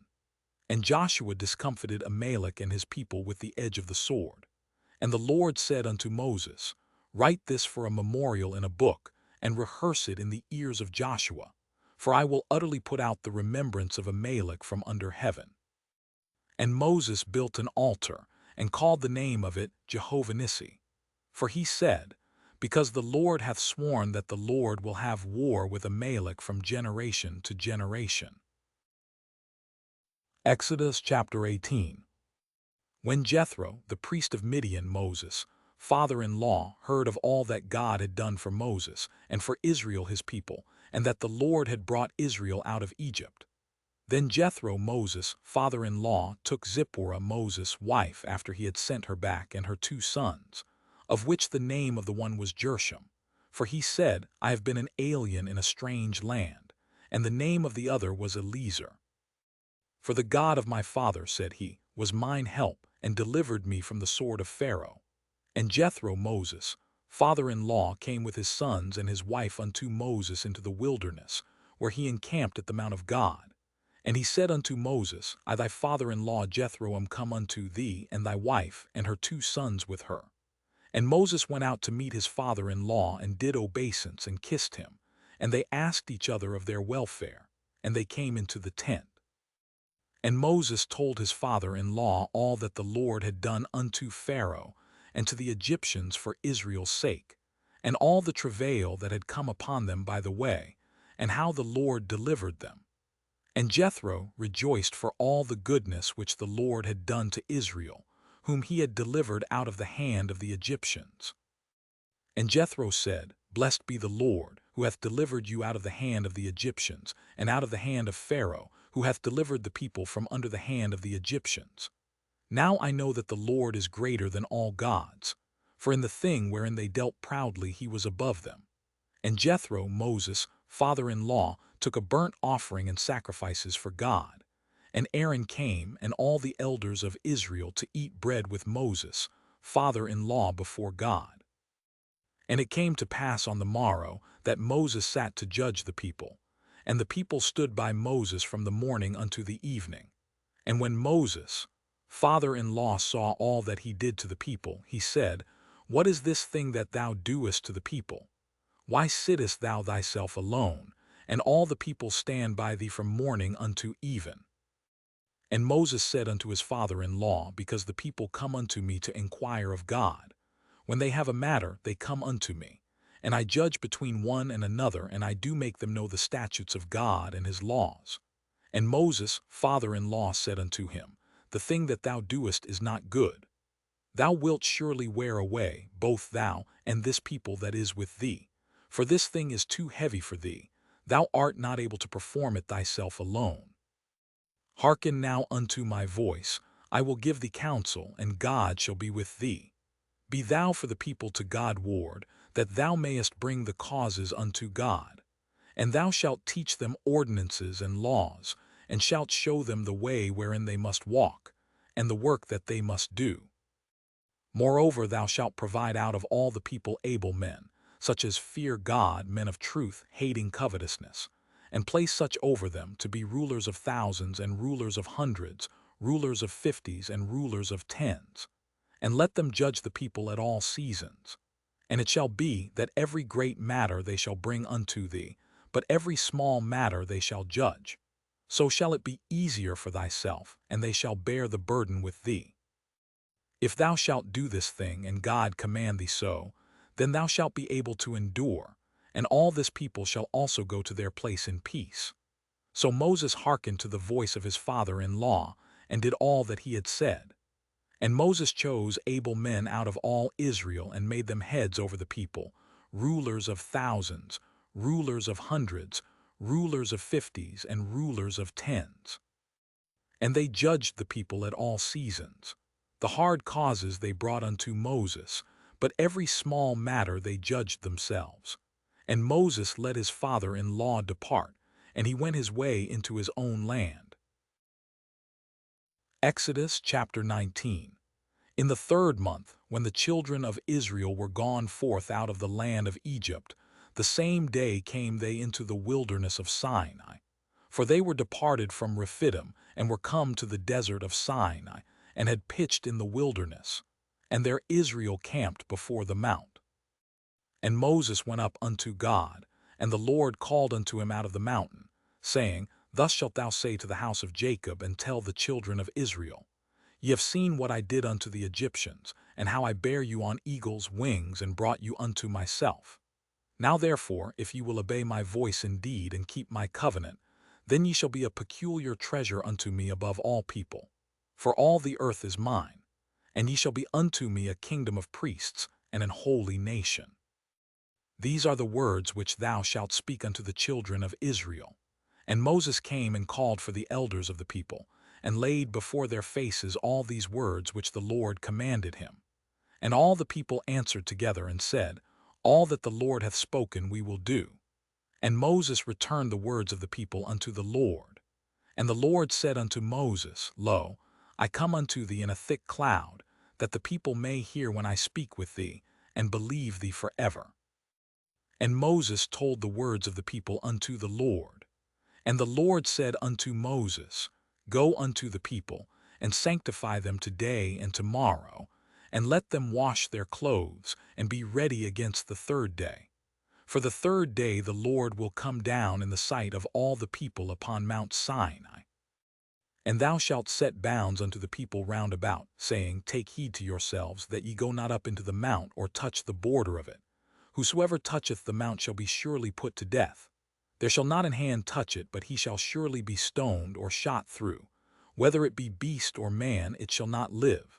When the trumpet soundeth long, they shall come up to the mount. And Moses went down from the mount unto the people, and sanctified the people, and they washed their clothes. And he said unto the people, Be ready against the third day. Come not at your wives. And it came to pass on the third day in the morning that there were thunders and lightnings, and a thick cloud upon the mount, and the voice of the trumpet exceeding loud, so that all the people that was in the camp trembled. And Moses brought forth the people out of the camp to meet with God, and they stood at the nether part of the mount. And Mount Sinai was altogether on a smoke, because the Lord descended upon it in fire, and the smoke thereof ascended as the smoke of a furnace, and the whole mount quaked greatly. And when the voice of the trumpet sounded long and waxed louder and louder, Moses spake, and God answered him by a voice. And the Lord came down upon Mount Sinai on the top of the mount. And the Lord called Moses up to the top of the mount, and Moses went up. And the Lord said unto Moses, Go down, charge the people, lest they break through unto the Lord to gaze, and many of them perish. And let the priests also, which come near to the Lord, sanctify themselves, lest the Lord break forth upon them. And Moses said unto the Lord, The people cannot come up to Mount Sinai. For thou chargedst us, saying, Set bounds about the mount, and sanctify it. And the Lord said unto him, Away, get thee down, and thou shalt come up, thou and Aaron with thee. But let not the priests and the people break through to come up unto the Lord, lest he break forth upon them. So Moses went down unto the people, and spake unto them. Exodus chapter 20. And God spake all these words, saying, I am the Lord thy God, which have brought thee out of the land of Egypt, out of the house of bondage. Thou shalt have no other gods before me. Thou shalt not make unto thee any graven image, or any likeness of anything that is in heaven above, or that is in the earth beneath, or that is in the water under the earth. Thou shalt not bow down thyself to them, nor serve them. For I the Lord thy God am a jealous God, visiting the iniquity of the fathers upon the children unto the third and fourth generation of them that hate me, and showing mercy unto thousands of them that love me and keep my commandments. Thou shalt not take the name of the Lord thy God in vain, for the Lord will not hold him guiltless that taketh his name in vain. Remember the Sabbath day, to keep it holy. 6 days shalt thou labor and do all thy work, but the seventh day is the Sabbath of the Lord thy God. In it thou shalt not do any work, thou, nor thy son, nor thy daughter, thy manservant, nor thy maidservant, nor thy cattle, nor thy stranger that is within thy gates. For in 6 days the Lord made heaven and earth, the sea, and all that in them is, and rested the seventh day.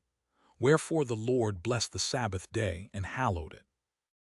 Honor thy father and thy mother, that thy days may be long upon the land which the Lord thy God giveth thee. Thou shalt not kill. Thou shalt not commit adultery. Thou shalt not steal. Thou shalt not bear false witness against thy neighbor.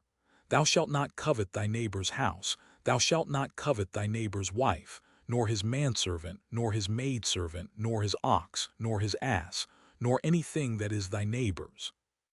And all the people saw the thunderings, and the lightnings, and the noise of the trumpet, and the mountain smoking. And when the people saw it, they removed and stood afar off. And they said unto Moses, Speak thou with us, and we will hear. But let not God speak with us, lest we die.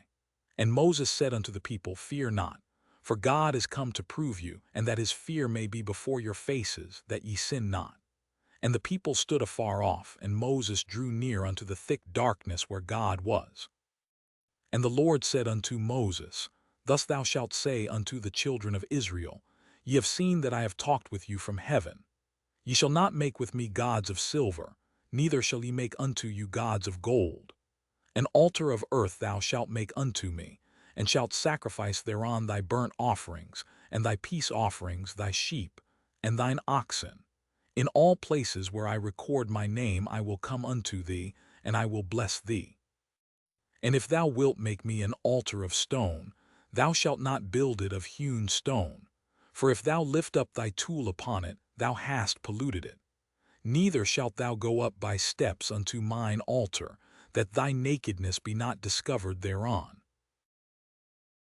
Exodus chapter 21. Now these are the judgments which thou shalt set before them. If thou buy an Hebrew servant, 6 years he shall serve, and in the 7th he shall go out free for nothing. If he came in by himself, he shall go out by himself. If he were married, then his wife shall go out with him. If his master have given him a wife, and she have borne him sons or daughters, the wife and her children shall be her master's, and he shall go out by himself. And if the servant shall plainly say, I love my master, my wife, and my children, I will not go out free, then his master shall bring him unto the judges. He shall also bring him to the door or unto the doorpost, and his master shall bore his ear through with an awl, and he shall serve him forever. And if a man sell his daughter to be a maidservant, she shall not go out as the manservants do. If she please not her master who hath betrothed her to himself, then shall he let her be redeemed. To sell her unto a strange nation he shall have no power, seeing he hath dealt deceitfully with her. And if he have betrothed her unto his son, he shall deal with her after the manner of daughters. If he take him another wife, her food, her raiment, and her duty of marriage shall he not diminish. And if he do not these three unto her, then shall she go out free without money. He that smiteth a man so that he die shall be surely put to death. And if a man lie not in wait, but God deliver him into his hand, then I will appoint thee a place whither he shall flee. But if a man come presumptuously upon his neighbor to slay him with guile, thou shalt take him from mine altar that he may die. And he that smiteth his father or his mother shall be surely put to death. And he that stealeth a man and selleth him, or if he be found in his hand, he shall surely be put to death. And he that curseth his father or his mother shall surely be put to death. And if men strive together, and one smite another with a stone or with his fist, and he die not, but keepeth his bed, if he rise again and walk abroad upon his staff, then shall he that smote him be quit. Only he shall pay for the loss of his time, and shall cause him to be thoroughly healed. And if a man smite his servant or his maid with a rod, and he die under his hand, he shall be surely punished. Notwithstanding, if he continue a day or two, he shall not be punished, for he is his money. If men strive and hurt a woman with child, so that her fruit depart from her, and yet no mischief follow, he shall be surely punished according as the woman's husband will lay upon him, and he shall pay as the judges determine. And if any mischief follow, then thou shalt give life for life, eye for eye, tooth for tooth, hand for hand, foot for foot, burning for burning, wound for wound, stripe for stripe. And if a man smite the eye of his servant or the eye of his maid, that it perish, he shall let him go free for his eye's sake. And if he smite out his manservant's tooth or his maidservant's tooth, he shall let him go free for his tooth's sake. If an ox gore a man or a woman, that they die, then the ox shall be surely stoned, and his flesh shall not be eaten, but the owner of the ox shall be quit.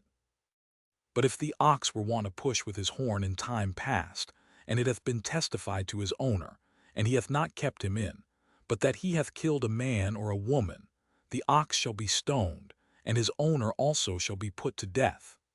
If there be laid on him a sum of money, then he shall give for the ransom of his life whatsoever is laid upon him. Whether he have gored a son, or have gored a daughter, according to this judgment shall it be done unto him. If the ox shall push a manservant or a maidservant, he shall give unto their master 30 shekels of silver, and the ox shall be stoned. And if a man shall open a pit, or if a man shall dig a pit and not cover it, and an ox or an ass fall therein, the owner of the pit shall make it good, and give money unto the owner of them, and the dead beast shall be his. And if one man's ox hurt another's, that he die, then they shall sell the live ox and divide the money of it, and the dead ox also they shall divide.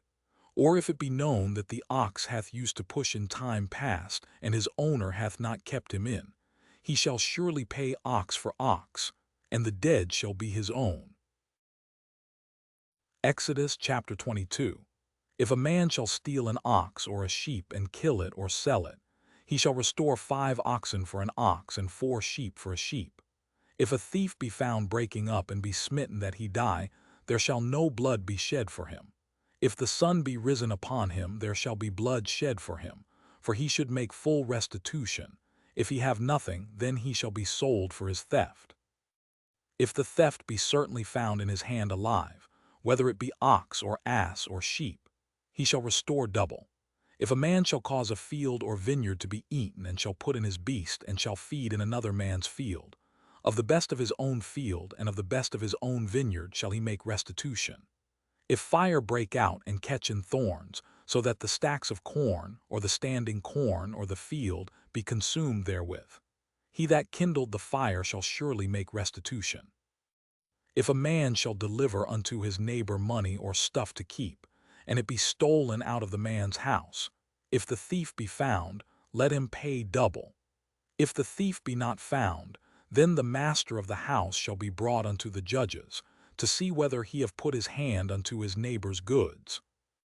For all manner of trespass, whether it be for ox, for ass, for sheep, for raiment, or for any manner of lost thing which another challengeth to be his, the cause of both parties shall come before the judges. And whom the judges shall condemn, he shall pay double unto his neighbor. If a man deliver unto his neighbor an ass, or an ox, or a sheep, or any beast to keep, and it die or be hurt or driven away, no man seeing it, then shall an oath of the Lord be between them both, that he hath not put his hand unto his neighbor's goods, and the owner of it shall accept thereof, and he shall not make it good. And if it be stolen from him, he shall make restitution unto the owner thereof. If it be torn in pieces, then let him bring it for witness, and he shall not make good that which was torn. And if a man borrow aught of his neighbor, and it be hurt, or die, the owner thereof being not with it, he shall surely make it good. But if the owner thereof be with it, he shall not make it good. If it be an hired thing, it came for his hire. And if a man entice a maid that is not betrothed, and lie with her, he shall surely endow her to be his wife. If her father utterly refuse to give her unto him, he shall pay money according to the dowry of virgins. Thou shalt not suffer a witch to live. Whosoever lieth with a beast shall surely be put to death. He that sacrificeth unto any god, save unto the Lord only, he shall be utterly destroyed. Thou shalt neither vex a stranger nor oppress him, for ye were strangers in the land of Egypt. Ye shall not afflict any widow or fatherless child. If thou afflict them in any wise, and they cry at all unto me, I will surely hear their cry, and my wrath shall wax hot, and I will kill you with the sword, and your wives shall be widows, and your children fatherless. If thou lend money to any of my people that is poor by thee, thou shalt not be to him as an usurer, neither shalt thou lay upon him usury. If thou at all take thy neighbor's raiment to pledge, thou shalt deliver it unto him by that the sun goeth down. For that is his covering only, it is his raiment for his skin. Wherein shall he sleep? And it shall come to pass, when he crieth unto me, that I will hear, for I am gracious. Thou shalt not revile the gods, nor curse the ruler of thy people. Thou shalt not delay to offer the first of thy ripe fruits, and of thy liquors. The firstborn of thy sons shalt thou give unto me. Likewise shalt thou do with thine oxen and with thy sheep. 7 days it shall be with his dam. On the 8th day thou shalt give it me. And ye shall be holy men unto me. Neither shall ye eat any flesh that is torn of beasts in the field. Ye shall cast it to the dogs. Exodus chapter 23. Thou shalt not raise a false report. Put not thine hand with the wicked to be an unrighteous witness. Thou shalt not follow a multitude to do evil, neither shalt thou speak in a cause to decline after many to wrest judgment. Neither shalt thou countenance a poor man in his cause. If thou meet thine enemy's ox or his ass going astray, thou shalt surely bring it back to him again. If thou see the ass of him that hateth thee lying under his burden, and wouldest forbear to help him, thou shalt surely help with him. Thou shalt not wrest the judgment of thy poor in his cause. Keep thee far from a false matter, and the innocent and righteous slay thou not, for I will not justify the wicked. And thou shalt take no gift, for the gift blindeth the wise and perverteth the words of the righteous. Also thou shalt not oppress a stranger, for ye know the heart of a stranger, seeing ye were strangers in the land of Egypt. And 6 years thou shalt sow thy land, and shalt gather in the fruits thereof. But the 7th year thou shalt let it rest and lie still, that the poor of thy people may eat, and what they leave the beasts of the field shall eat. In like manner thou shalt deal with thy vineyard and with thy oliveyard. 6 days thou shalt do thy work, and on the 7th day thou shalt rest, that thine ox and thine ass may rest, and the son of thy handmaid and the stranger may be refreshed. And in all things that I have said unto you be circumspect, and make no mention of the name of other gods, neither let it be heard out of thy mouth. 3 times thou shalt keep a feast unto me in the year. Thou shalt keep the feast of unleavened bread. Thou shalt eat unleavened bread 7 days, as I commanded thee, in the time appointed of the month Abib. For in it thou camest out from Egypt, and none shall appear before me empty. And the feast of harvest, the firstfruits of thy labors, which thou hast sown in the field. And the feast of ingathering, which is in the end of the year, when thou hast gathered in thy labors out of the field. 3 times in the year all thy males shall appear before the Lord God. Thou shalt not offer the blood of my sacrifice with leavened bread, neither shall the fat of my sacrifice remain until the morning. The first of the firstfruits of thy land thou shalt bring into the house of the Lord thy God. Thou shalt not see the kid in his mother's milk. Behold, I send an angel before thee, to keep thee in the way, and to bring thee into the place which I have prepared. Beware of him, and obey his voice, provoke him not, for he will not pardon your transgressions, for my name is in him. But if thou shalt indeed obey his voice, and do all that I speak, then I will be an enemy unto thine enemies, and an adversary unto thine adversaries. For mine angel shall go before thee, and bring thee in unto the Amorites, and the Hittites, and the Perizzites, and the Canaanites, and the Hivites, and the Jebusites, and I will cut them off. Thou shalt not bow down to their gods, nor serve them, nor do after their works, but thou shalt utterly overthrow them, and quite break down their images. And ye shall serve the Lord your God, and he shall bless thy bread and thy water, and I will take sickness away from the midst of thee. There shall nothing cast their young, nor be barren in thy land. The number of thy days I will fulfill.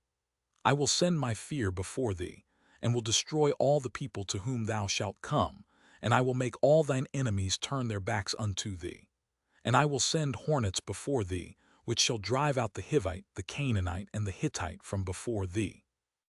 I will not drive them out from before thee in 1 year, lest the land become desolate, and the beast of the field multiply against thee. By little and little I will drive them out from before thee, until thou be increased, and inherit the land. And I will set thy bounds from the Red Sea even unto the sea of the Philistines, and from the desert unto the river. For I will deliver the inhabitants of the land into your hand, and thou shalt drive them out before thee. Thou shalt make no covenant with them, nor with their gods. They shall not dwell in thy land, lest they make thee sin against me. For if thou serve their gods, it will surely be a snare unto thee. Exodus chapter 24. And he said unto Moses, Come up unto the Lord, thou and Aaron, Nadab and Abihu, and 70 of the elders of Israel, and worship ye afar off. And Moses alone shall come near the Lord, but they shall not come nigh, neither shall the people go up with him. And Moses came and told the people all the words of the Lord and all the judgments. And all the people answered with one voice and said, All the words which the Lord hath said will we do.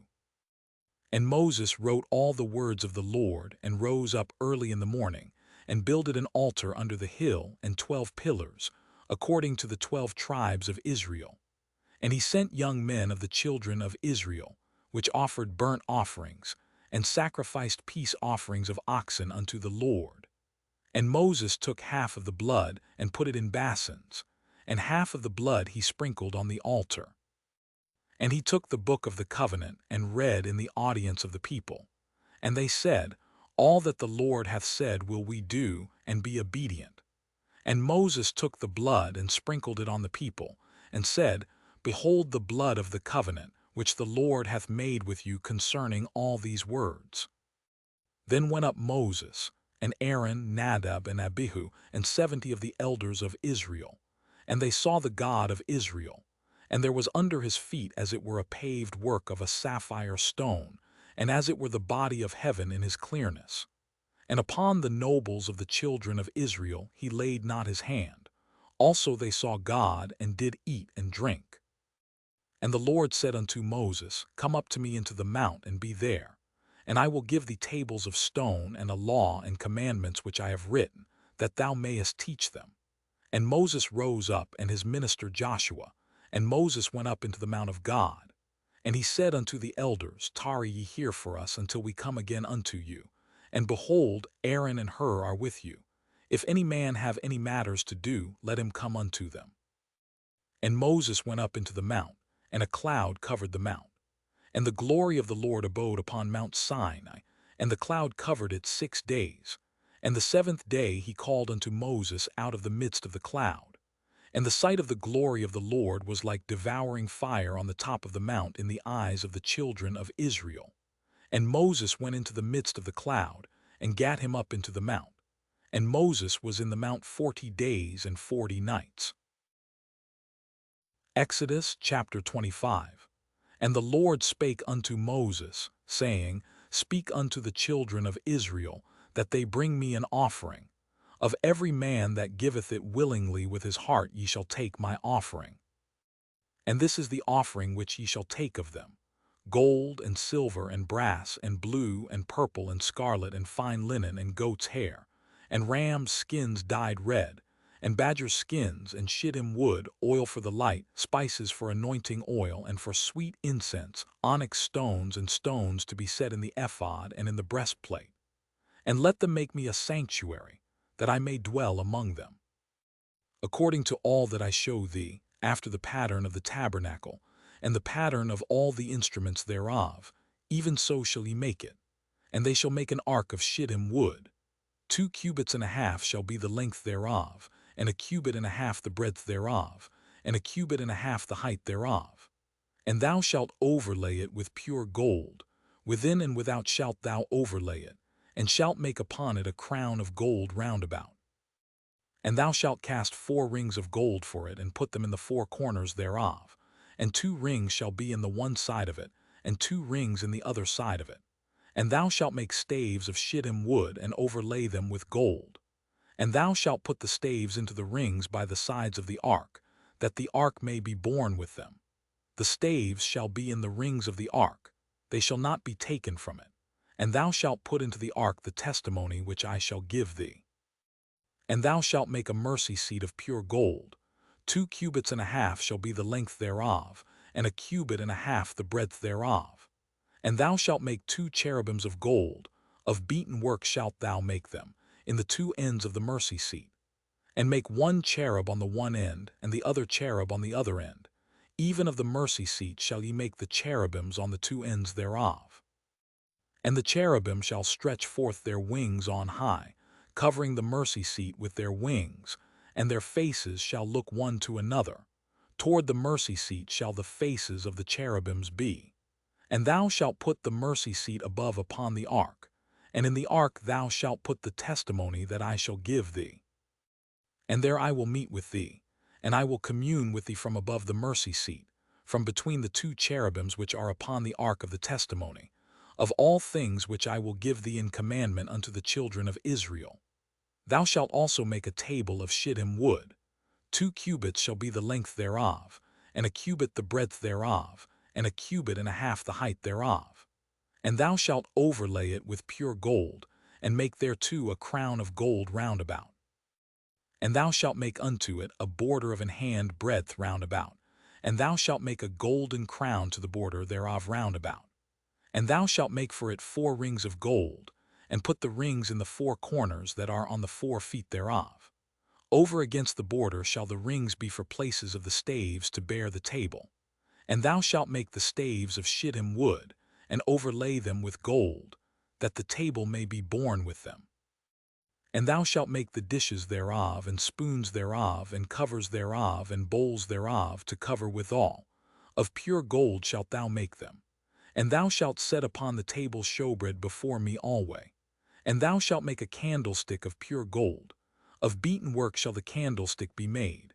His shaft and his branches, his bowls, his knops, and his flowers shall be of the same. And 6 branches shall come out of the sides of it, 3 branches of the candlestick out of the one side, and 3 branches of the candlestick out of the other side. 3 bowls made like unto almonds, with a knop and a flower in one branch, and 3 bowls made like almonds in the other branch, with a knop and a flower, so in the 6 branches that come out of the candlestick. And in the candlestick shall be 4 bowls made like unto almonds, with their knops and their flowers. And there shall be a knop under 2 branches of the same, and a knop under 2 branches of the same, and a knop under 2 branches of the same, according to the 6 branches that proceed out of the candlestick. Their knops and their branches shall be of the same, all it shall be one beaten work of pure gold. And thou shalt make the 7 lamps thereof, and they shall light the lamps thereof, that they may give light over against it. And the tongs thereof and the snuff dishes thereof shall be of pure gold. Of a talent of pure gold shall he make it, with all these vessels. And look that thou make them after their pattern, which was showed thee in the mount. Exodus chapter 26. Moreover thou shalt make the tabernacle with 10 curtains of fine twined linen, and blue, and purple, and scarlet. With cherubims of cunning work shalt thou make them. The length of one curtain shall be 28 cubits, and the breadth of one curtain 4 cubits, and every one of the curtains shall have one measure. The 5 curtains shall be coupled together one to another, and other 5 curtains shall be coupled one to another. And thou shalt make loops of blue upon the edge of the one curtain from the selvedge in the coupling, and likewise shalt thou make in the uttermost edge of another curtain, in the coupling of the second. 50 loops shalt thou make in the one curtain, and 50 loops shalt thou make in the edge of the curtain that is in the coupling of the second, that the loops may take hold one of another. And thou shalt make 50 tacks of gold, and couple the curtains together with the tacks, and it shall be one tabernacle. And thou shalt make curtains of goat's hair to be a covering upon the tabernacle. 11 curtains shalt thou make. The length of one curtain shall be 30 cubits, and the breadth of one curtain 4 cubits, and the 11 curtains shall be all of one measure. And thou shalt couple 5 curtains by themselves, and 6 curtains by themselves, and shalt double the 6th curtain in the forefront of the tabernacle. And thou shalt make 50 loops on the edge of the one curtain that is outmost in the coupling, and 50 loops in the edge of the curtain which coupleth the second. And thou shalt make 50 tacks of brass, and put the tacks into the loops, and couple the tent together, that it may be one. And the remnant that remaineth of the curtains of the tent, the half curtain that remaineth, shall hang over the backside of the tabernacle. And a cubit on the one side, and a cubit on the other side of that which remaineth in the length of the curtains of the tent. It shall hang over the sides of the tabernacle on this side and on that side, to cover it. And thou shalt make a covering for the tent of rams' skins dyed red, and a covering above of badgers' skins. And thou shalt make boards for the tabernacle of shittim wood standing up. 10 cubits shall be the length of a board, and a cubit and a half shall be the breadth of one board. 2 tenons shall there be in one board, set in order one against another. Thus shalt thou make for all the boards of the tabernacle. And thou shalt make the boards for the tabernacle, 20 boards on the south side southward. And thou shalt make 40 sockets of silver under the 20 boards, 2 sockets under one board for his 2 tenons, and 2 sockets under another board for his 2 tenons. And for the second side of the tabernacle on the north side there shall be 20 boards, and there 40 sockets of silver, 2 sockets under one board, and 2 sockets under another board. And for the sides of the tabernacle westward thou shalt make 6 boards, and 2 boards shalt thou make for the corners of the tabernacle in the 2 sides. And they shall be coupled together beneath, and they shall be coupled together above the head of it unto one ring. Thus shall it be for them both. They shall be for the 2 corners. And they shall be 8 boards, and their sockets of silver, 16 sockets, 2 sockets under one board, and 2 sockets under another board.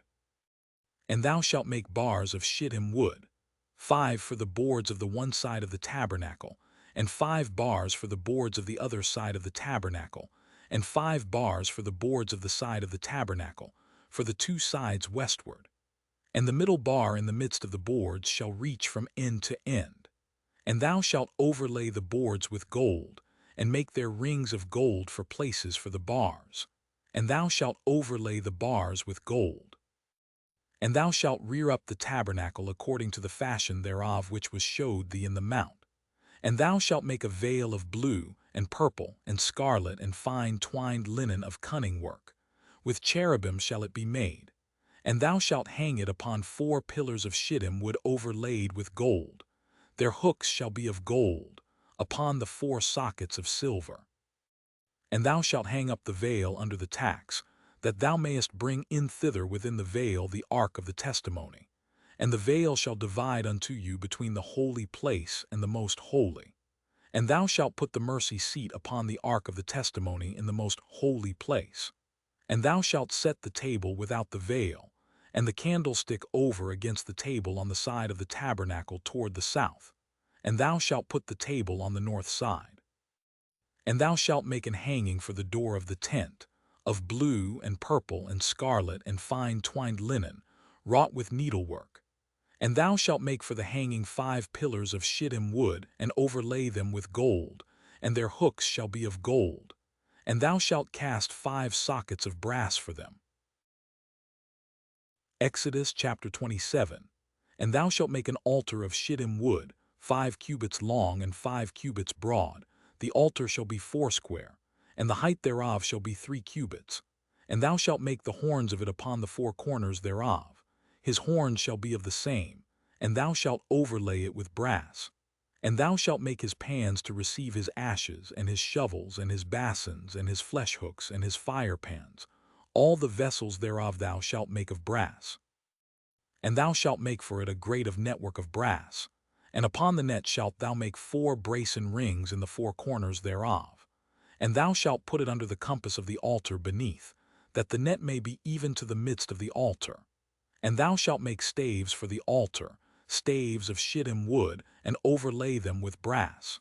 And the staves shall be put into the rings, and the staves shall be upon the 2 sides of the altar, to bear it. Hollow with boards shalt thou make it. As it was showed thee in the mount, so shall they make it. And thou shalt make the court of the tabernacle.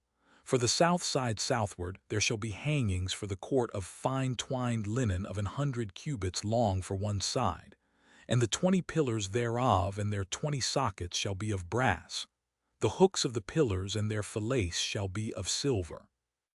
And likewise for the north side in length there shall be hangings of 100 cubits long, and his 20 pillars and their 20 sockets of brass, the hooks of the pillars and their fillets of silver.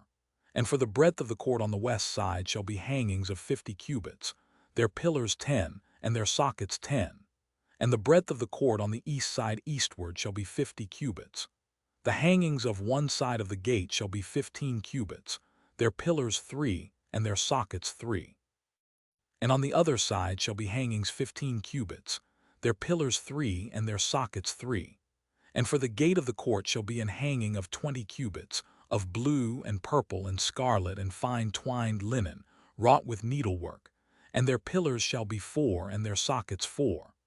All the pillars round about the court shall be filleted with silver, their hooks shall be of silver, and their sockets of brass. The length of the court shall be 100 cubits, and the breadth 50 everywhere, and the height 5 cubits of fine twined linen, and their sockets of brass. All the vessels of the tabernacle and all the service thereof, and all the pins thereof, and all the pins of the court shall be of brass. And thou shalt command the children of Israel, that they bring thee pure oil olive beaten for the light, to cause the lamp to burn always. In the tabernacle of the congregation without the veil, which is before the testimony, Aaron and his sons shall order it from evening to morning before the Lord. It shall be a statute forever unto their generations on the behalf of the children of Israel. Exodus chapter 28. And take thou unto thee Aaron thy brother, and his sons with him from among the children of Israel, that he may minister unto me in the priest's office, even Aaron, Nadab and Abihu, Eleazar and Ithamar, Aaron's sons. And thou shalt make holy garments for Aaron thy brother for glory and for beauty. And thou shalt speak unto all that are wise-hearted, whom I have filled with the spirit of wisdom, that they may make Aaron's garments to consecrate him, that he may minister unto me in the priest's office. And these are the garments which they shall make: a breastplate, and an ephod, and a robe, and a broidered coat, a mitre, and a girdle. And they shall make holy garments for Aaron thy brother, and his sons, that he may minister unto me in the priest's office. And they shall take gold, and blue, and purple, and scarlet, and fine linen. And they shall make the ephod of gold, of blue, and of purple, of scarlet, and fine twined linen with cunning work. It shall have the two shoulder pieces thereof joined at the two edges thereof, and so it shall be joined together. And the curious girdle of the ephod which is upon it shall be of the same, according to the work thereof, even of gold, of blue, and purple, and scarlet, and fine twined linen. And thou shalt take 2 onyx stones, and grave on them the names of the children of Israel, 6 of their names on one stone, and the other 6 names of the rest on the other stone, according to their birth. With the work of an engraver in stone, like the engravings of a signet, shalt thou engrave the 2 stones with the names of the children of Israel. Thou shalt make them to be set in ouches of gold. And thou shalt put the 2 stones upon the shoulders of the ephod for stones of memorial unto the children of Israel. And Aaron shall bear their names before the Lord upon his 2 shoulders for a memorial. And thou shalt make ouches of gold, and 2 chains of pure gold at the ends. Of wreathen work shalt thou make them, and fasten the wreathen chains to the ouches. And thou shalt make the breastplate of judgment with cunning work. After the work of the ephod thou shalt make it. Of gold, of blue, and of purple, and of scarlet, and of fine twined linen shalt thou make it. 4 it shall be being doubled. A span shall be the length thereof, and a span shall be the breadth thereof. And thou shalt set in it settings of stones, even 4 rows of stones. The first row shall be a sardius, a topaz, and a carbuncle. This shall be the first row. And the second row shall be an emerald, a sapphire, and a diamond. And the third row a ligure, an agate, and an amethyst. And the fourth row a beryl, and an onyx, and a jasper. They shall be set in gold in their enclosings. And the stones shall be with the names of the children of Israel, 12, according to their names, like the engravings of a signet. Every one with his name shall they be according to the 12 tribes. And thou shalt make upon the breastplate chains at the ends of wreathen work of pure gold. And thou shalt make upon the breastplate 2 rings of gold, and shalt put the 2 rings on the 2 ends of the breastplate. And thou shalt put the 2 wreathen chains of gold in the 2 rings which are on the ends of the breastplate. And the other 2 ends of the 2 wreathen chains thou shalt fasten in the 2 ouches, and put them on the shoulder pieces of the ephod before it. And thou shalt make 2 rings of gold, and thou shalt put them upon the 2 ends of the breastplate in the border thereof, which is in the side of the ephod inward. And 2 other rings of gold thou shalt make, and shalt put them on the 2 sides of the ephod underneath, toward the forepart thereof, over against the other coupling thereof, above the curious girdle of the ephod. And they shall bind the breastplate by the rings thereof unto the rings of the ephod with a lace of blue, that it may be above the curious girdle of the ephod, and that the breastplate be not loosed from the ephod. And Aaron shall bear the names of the children of Israel in the breastplate of judgment upon his heart, when he goeth in unto the holy place, for a memorial before the Lord continually. And thou shalt put in the breastplate of judgment the Urim and the Thummim, and they shall be upon Aaron's heart, when he goeth in before the Lord. And Aaron shall bear the judgment of the children of Israel upon his heart before the Lord continually. And thou shalt make the robe of the ephod all of blue, and there shall be an hole in the top of it in the midst thereof. It shall have a binding of woven work round about the whole of it, as it were the whole of an habergeon, that it be not rent. And beneath upon the hem of it thou shalt make pomegranates of blue, and of purple, and of scarlet round about the hem thereof, and bells of gold between them round about, a golden bell and a pomegranate, a golden bell and a pomegranate, upon the hem of the robe round about. And it shall be upon Aaron to minister, and his sound shall be heard when he goeth in unto the holy place before the Lord, and when he cometh out, that he die not. And thou shalt make a plate of pure gold, and grave upon it, like the engravings of a signet, holiness to the Lord. And thou shalt put it on a blue lace, that it may be upon the mitre. Upon the forefront of the mitre it shall be. And it shall be upon Aaron's forehead, that Aaron may bear the iniquity of the holy things, which the children of Israel shall hallow in all their holy gifts. And it shall be always upon his forehead, that they may be accepted before the Lord. And thou shalt embroider the coat of fine linen, and thou shalt make the mitre of fine linen, and thou shalt make the girdle of needlework. And for Aaron's sons thou shalt make coats, and thou shalt make for them girdles, and bonnets shalt thou make for them, for glory and for beauty. And thou shalt put them upon Aaron thy brother and his sons with him, and shalt anoint them, and consecrate them, and sanctify them, that they may minister unto me in the priest's office. And thou shalt make them linen breeches to cover their nakedness, from the loins even unto the thighs they shall reach.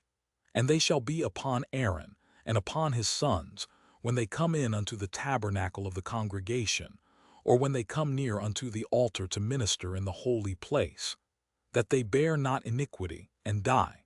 It shall be a statute forever unto him and his seed after him. Exodus chapter 29. And this is the thing that thou shalt do unto them to hallow them, to minister unto me in the priest's office. Take 1 young bullock and 2 rams without blemish, and unleavened bread, and cakes unleavened tempered with oil, and wafers unleavened anointed with oil. Of wheaten flour shalt thou make them. And thou shalt put them into 1 basket, and bring them in the basket, with the bullock and the 2 rams. And Aaron and his sons thou shalt bring unto the door of the tabernacle of the congregation, and shalt wash them with water. And thou shalt take the garments, and put upon Aaron the coat, and the robe of the ephod, and the breastplate, and gird him with the curious girdle of the ephod. And thou shalt put the mitre upon his head, and put the holy crown upon the mitre. Then shalt thou take the anointing oil, and pour it upon his head, and anoint him. And thou shalt bring his sons, and put coats upon them. And thou shalt gird them with girdles, Aaron and his sons, and put the bonnets on them. And the priest's office shall be theirs for a perpetual statute. And thou shalt consecrate Aaron and his sons. And thou shalt cause a bullock to be brought before the tabernacle of the congregation. And Aaron and his sons shall put their hands upon the head of the bullock. And thou shalt kill the bullock before the Lord, by the door of the tabernacle of the congregation. And thou shalt take of the blood of the bullock, and put it upon the horns of the altar with thy finger, and pour all the blood beside the bottom of the altar. And thou shalt take all the fat that covereth the inwards, and the caul that is above the liver, and the 2 kidneys, and the fat that is upon them, and burn them upon the altar. But the flesh of the bullock and his skin and his dung shalt thou burn with fire without the camp. It is a sin offering. Thou shalt also take 1 ram, and Aaron and his sons shall put their hands upon the head of the ram. And thou shalt slay the ram, and thou shalt take his blood, and sprinkle it round about upon the altar. And thou shalt cut the ram in pieces, and wash the inwards of him and his legs, and put them unto his pieces, and unto his head. And thou shalt burn the whole ram upon the altar. It is a burnt offering unto the Lord. It is a sweet savor, an offering made by fire unto the Lord. And thou shalt take the other ram, and Aaron and his sons shall put their hands upon the head of the ram. Then shalt thou kill the ram, and take of his blood, and put it upon the tip of the right ear of Aaron, and upon the tip of the right ear of his sons, and upon the thumb of their right hand, and upon the great toe of their right foot, and sprinkle the blood upon the altar round about. And thou shalt take of the blood that is upon the altar, and of the anointing oil, and sprinkle it upon Aaron, and upon his garments, and upon his sons, and upon the garments of his sons with him. And he shall be hallowed, and his garments, and his sons, garments with him. Also thou shalt take of the ram the fat and the rump, and the fat that covereth the inwards, and the caul above the liver, and the 2 kidneys, and the fat that is upon them, and the right shoulder. For it is a ram of consecration. And 1 loaf of bread, and 1 cake of oiled bread, and 1 wafer out of the basket of the unleavened bread that is before the Lord. And thou shalt put all in the hands of Aaron, and in the hands of his sons. and shalt wave them for a wave offering before the Lord. And thou shalt receive them of their hands, and burn them upon the altar for a burnt offering, for a sweet savor before the Lord. It is an offering made by fire unto the Lord. And thou shalt take the breast of the ram of Aaron's consecration, and wave it for a wave offering before the Lord, and it shall be thy part. And thou shalt sanctify the breast of the wave offering, and the shoulder of the heave offering which is waved and which is heaved up, of the ram of the consecration, even of that which is for Aaron, and of that which is for his sons. And it shall be Aaron's and his sons, by a statute forever from the children of Israel. For it is an heave offering. And it shall be an heave offering from the children of Israel of the sacrifice of their peace offerings, even their heave offering unto the Lord. And the holy garments of Aaron shall be his sons, after him, to be anointed therein, and to be consecrated in them. And that son that is priest in his stead shall put them on 7 days, when he cometh into the tabernacle of the congregation to minister in the holy place. And thou shalt take the ram of the consecration, and seethe his flesh in the holy place. And Aaron and his sons shall eat the flesh of the ram, and the bread that is in the basket, by the door of the tabernacle of the congregation. And they shall eat those things wherewith the atonement was made, to consecrate and to sanctify them. But a stranger shall not eat thereof, because they are holy. And if aught of the flesh of the consecrations or of the bread remain unto the morning, then thou shalt burn the remainder with fire. It shall not be eaten, because it is holy. And thus shalt thou do unto Aaron and to his sons, according to all things which I have commanded thee. 7 days shalt thou consecrate them. And thou shalt offer every day a bullock for a sin offering for atonement.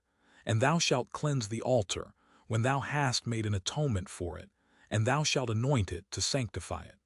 7 days thou shalt make an atonement for the altar, and sanctify it, and it shall be an altar most holy. Whatsoever toucheth the altar shall be holy. Now this is that which thou shalt offer upon the altar, 2 lambs of the first year day by day continually. The one lamb thou shalt offer in the morning, and the other lamb thou shalt offer at even. And with the one lamb 1/10 deal of flour mingled with the 4th part of an hin of beaten oil, and the 4th part of an hin of wine for a drink offering.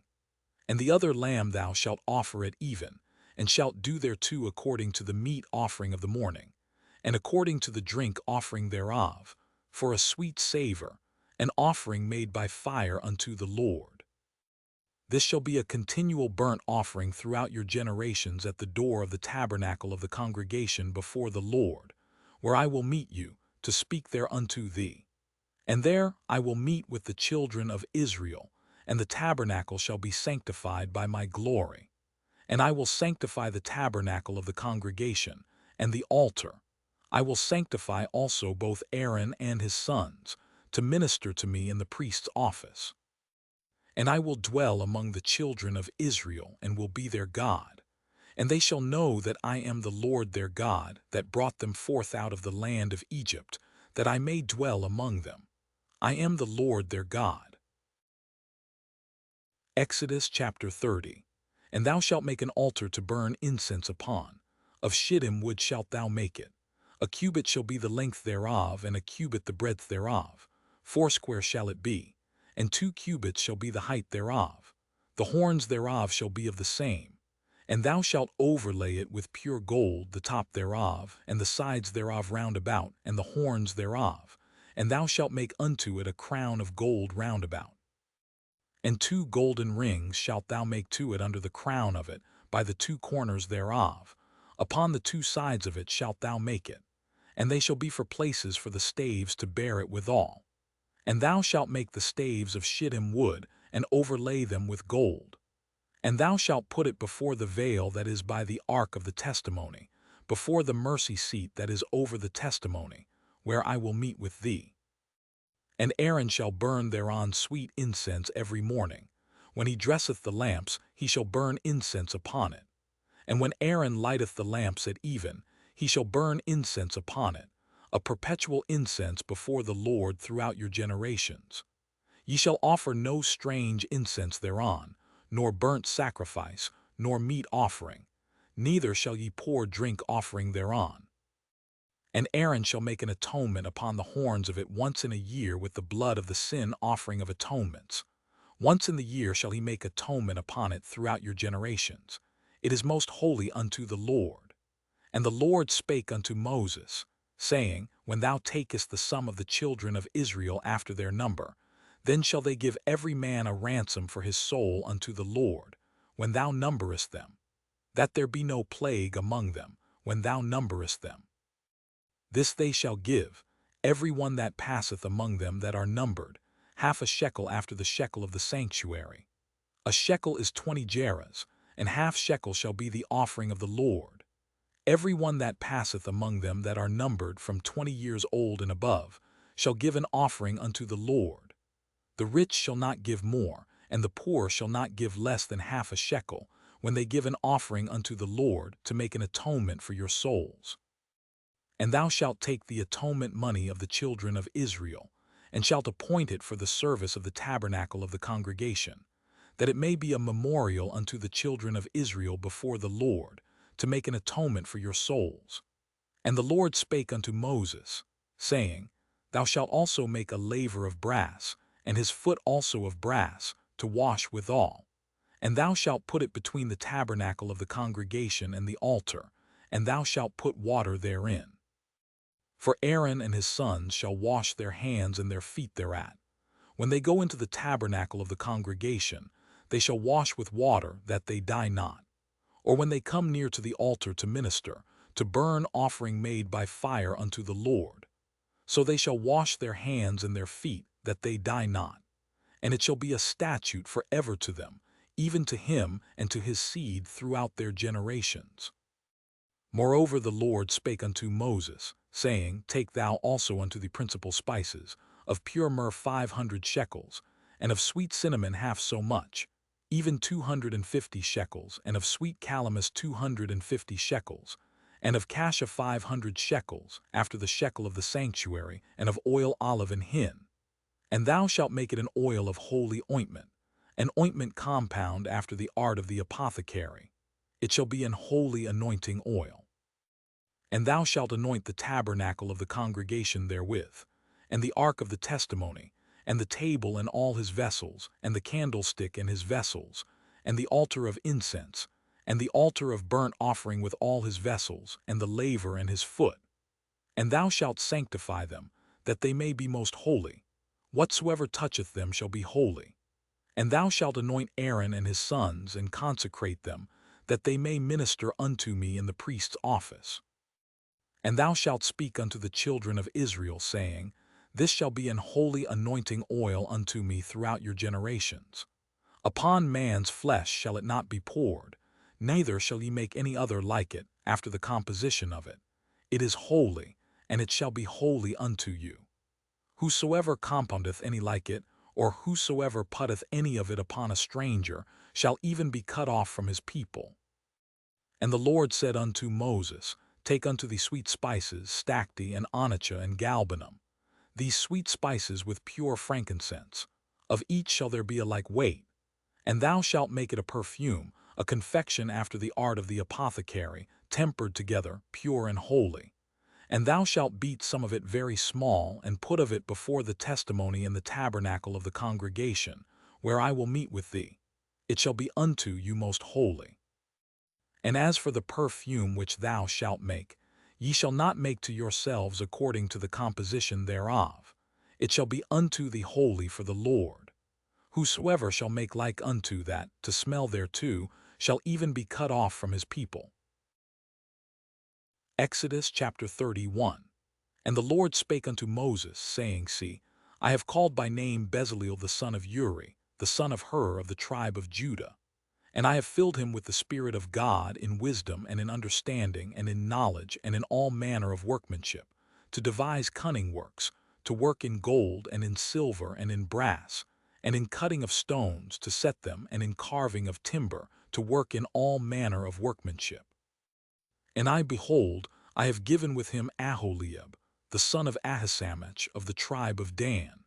And in the hearts of all that are wise-hearted I have put wisdom, that they may make all that I have commanded thee.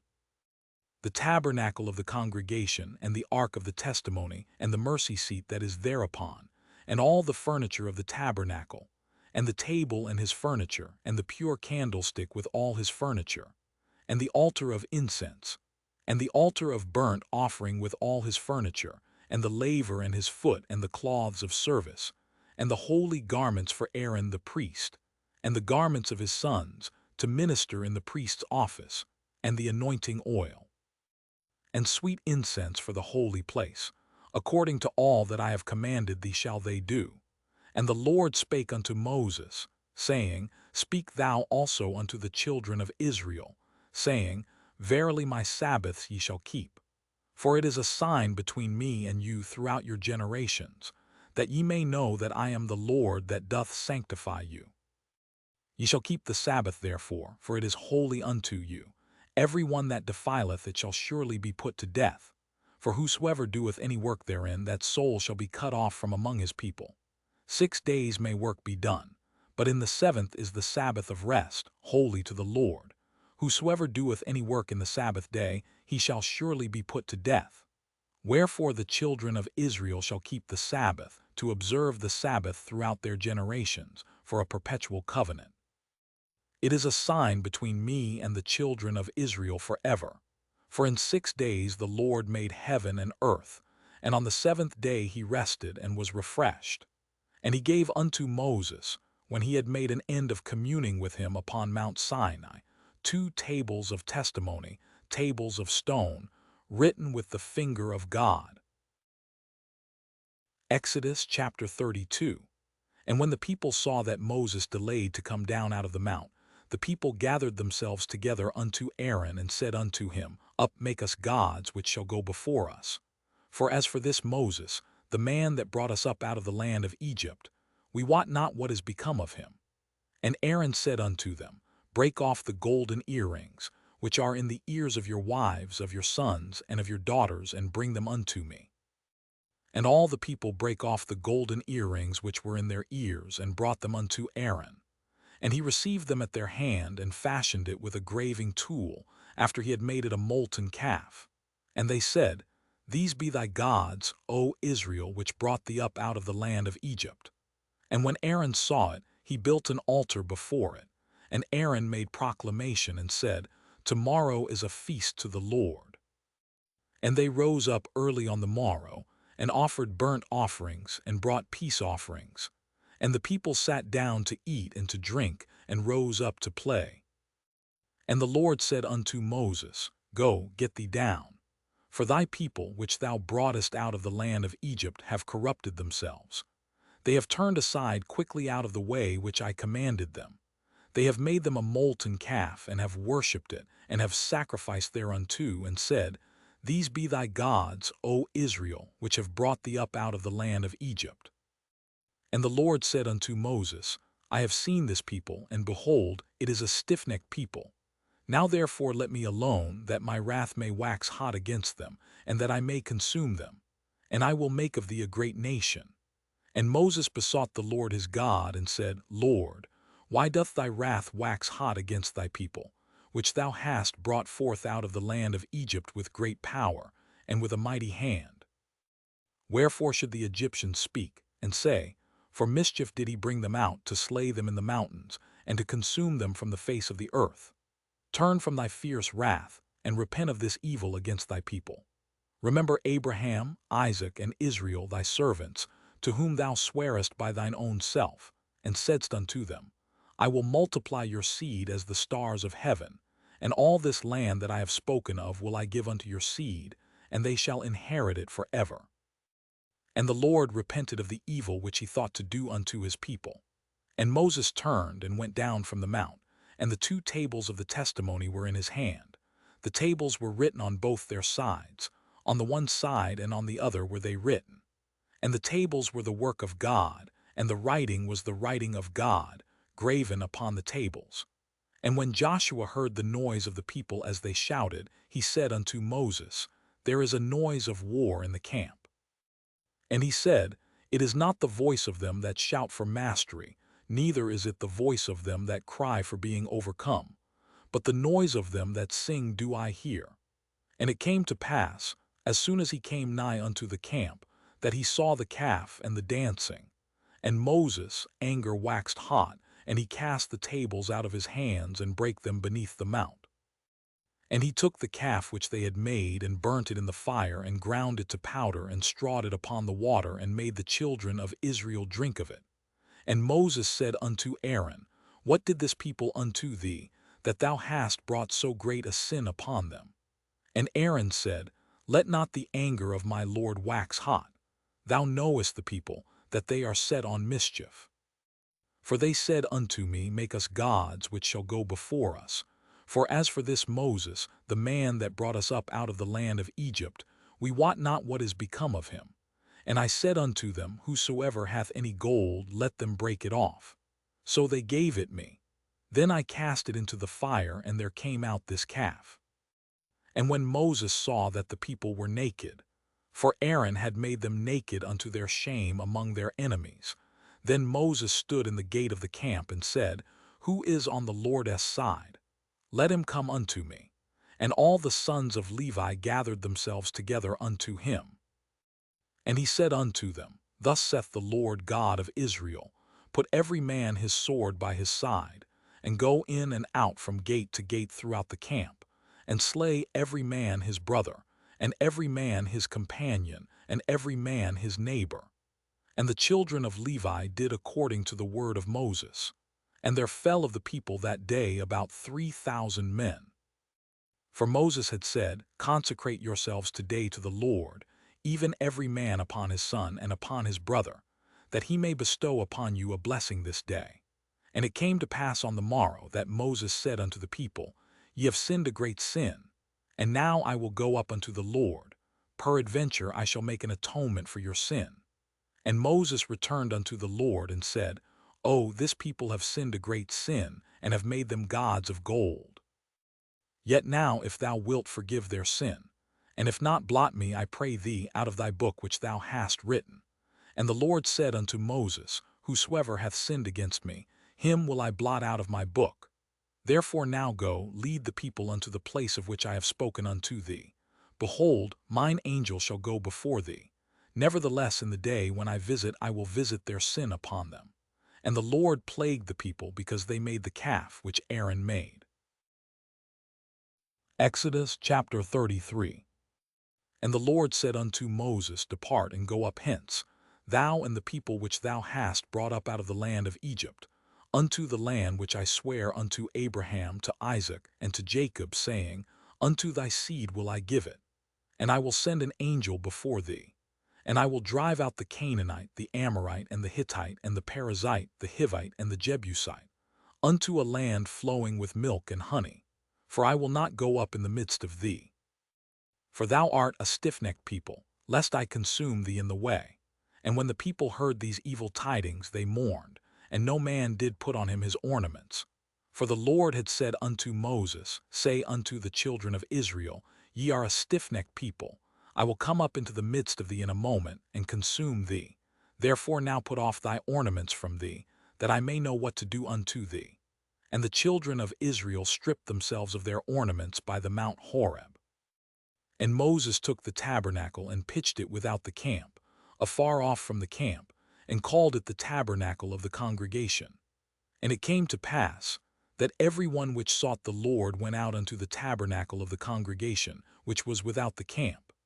And it came to pass, when Moses went out unto the tabernacle, that all the people rose up, and stood every man at his tent door, and looked after Moses, until he was gone into the tabernacle. And it came to pass, as Moses entered into the tabernacle, the cloudy pillar descended and stood at the door of the tabernacle, and the Lord talked with Moses. And all the people saw the cloudy pillar stand at the tabernacle door, and all the people rose up and worshipped, every man in his tent door.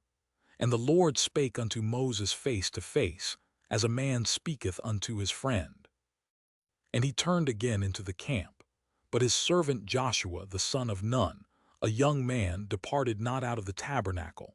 And Moses said unto the Lord, See, thou sayest unto me, Bring up this people. And thou hast not let me know whom thou wilt send with me. Yet thou hast said, I know thee by name, and thou hast also found grace in my sight. Now therefore, I pray thee, if I have found grace in thy sight, show me now thy way, that I may know thee, that I may find grace in thy sight, and consider that this nation is thy people. And he said, My presence shall go with thee, and I will give thee rest. And he said unto him, If thy presence go not with me, carry us not up hence. For wherein shall it be known here that I and thy people have found grace in thy sight? Is it not in that thou goest with us? So shall we be separated, I and thy people, from all the people that are upon the face of the earth. And the Lord said unto Moses, I will do this thing also that thou hast spoken, for thou hast found grace in my sight, and I know thee by name. And he said, I beseech thee, show me thy glory.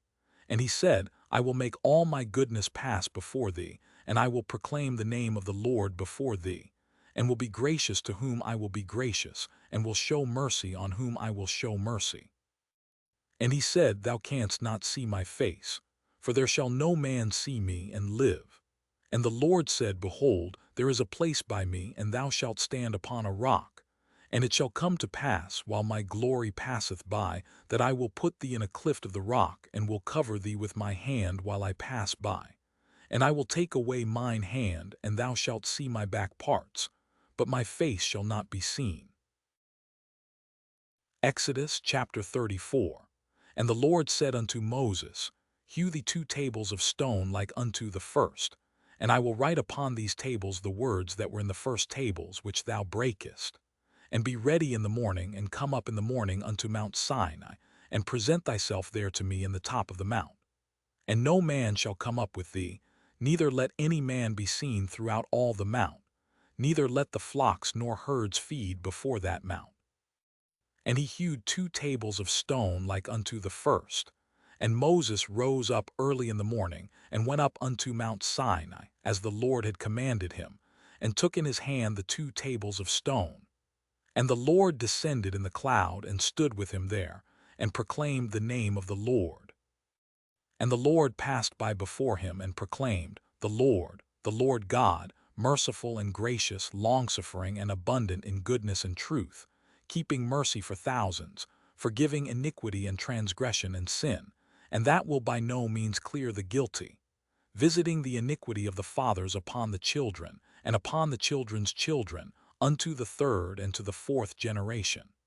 And Moses made haste, and bowed his head toward the earth, and worshipped. And he said, If now I have found grace in thy sight, O Lord, let my Lord, I pray thee, go among us.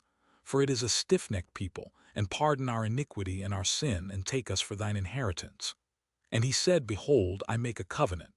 Before all thy people I will do marvels, such as have not been done in all the earth, nor in any nation. And all the people among which thou art shall see the work of the Lord, for it is a terrible thing that I will do with thee. Observe thou that which I command thee this day. Behold, I drive out before thee the Amorite, and the Canaanite, and the Hittite, and the Perizzite, and the Hivite, and the Jebusite. Take heed to thyself, lest thou make a covenant with the inhabitants of the land whither thou goest, lest it be for a snare in the midst of thee. But ye shall destroy their altars, break their images, and cut down their groves. For thou shalt worship no other God. For the Lord, whose name is jealous, is a jealous God. Lest thou make a covenant with the inhabitants of the land, and they go a-whoring after their gods, and do sacrifice unto their gods, and one call thee, and thou eat of his sacrifice.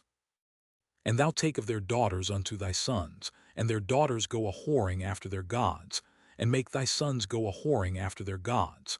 Thou shalt make thee no molten gods. The feast of unleavened bread shalt thou keep. 7 days thou shalt eat unleavened bread, as I commanded thee, in the time of the month Abib. For in the month Abib thou camest out from Egypt. All that openeth the matrix is mine, and every firstling among thy cattle, whether ox or sheep, that is male. But the firstling of an ass thou shalt redeem with a lamb, and if thou redeem him not, then shalt thou break his neck. All the firstborn of thy sons thou shalt redeem, and none shall appear before me empty. 6 days thou shalt work, but on the 7th day thou shalt rest. In earing time and in harvest thou shalt rest. And thou shalt observe the feast of weeks, of the firstfruits of wheat harvest, and the feast of ingathering at the year's end. Thrice in the year shall all your men children appear before the Lord God, the God of Israel. For I will cast out the nations before thee, and enlarge thy borders. Neither shall any man desire thy land, when thou shalt go up to appear before the Lord thy God thrice in the year. Thou shalt not offer the blood of my sacrifice with leaven, neither shall the sacrifice of the feast of the Passover be left unto the morning. The first of the firstfruits of thy land thou shalt bring unto the house of the Lord thy God. Thou shalt not see the kid in his mother's milk. And the Lord said unto Moses, Write thou these words, for after the tenor of these words I have made a covenant with thee and with Israel. And he was there with the Lord 40 days and 40 nights. He did neither eat bread nor drink water. And he wrote upon the tables the words of the covenant, the 10 commandments. And it came to pass, when Moses came down from Mount Sinai with the 2 tables of testimony in Moses' hand, when he came down from the mount, that Moses wist not that the skin of his face shone while he talked with him. And when Aaron and all the children of Israel saw Moses, behold, the skin of his face shone, and they were afraid to come nigh him. And Moses called unto them, and Aaron and all the rulers of the congregation returned unto him, and Moses talked with them. And afterward all the children of Israel came nigh, and he gave them in commandment all that the Lord had spoken with him in Mount Sinai. Until Moses had done speaking with them, he put a veil on his face. But when Moses went in before the Lord to speak with him, he took the veil off, until he came out. And he came out, and spake unto the children of Israel that which he was commanded. And the children of Israel saw the face of Moses, that the skin of Moses' face shone. And Moses put the veil upon his face again, until he went in to speak with him. Exodus chapter 35. And Moses gathered all the congregation of the children of Israel together, and said unto them, These are the words which the Lord hath commanded, that ye should do them.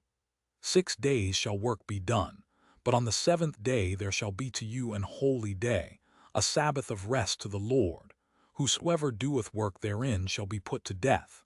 Ye shall kindle no fire throughout your habitations upon the Sabbath day. And Moses spake unto all the congregation of the children of Israel, saying, This is the thing which the Lord commanded, saying, Take ye from among you an offering unto the Lord. Whosoever is of a willing heart, let him bring it, an offering of the Lord. Gold and silver and brass and blue and purple and scarlet and fine linen and goat's hair, and ram's skins dyed red, and badger skins and shittim wood, and oil for the light and spices for anointing oil, and for the sweet incense and onyx stones and stones to be set for the ephod, and for the breastplate. And every wise-hearted among you shall come, and make all that the Lord hath commanded.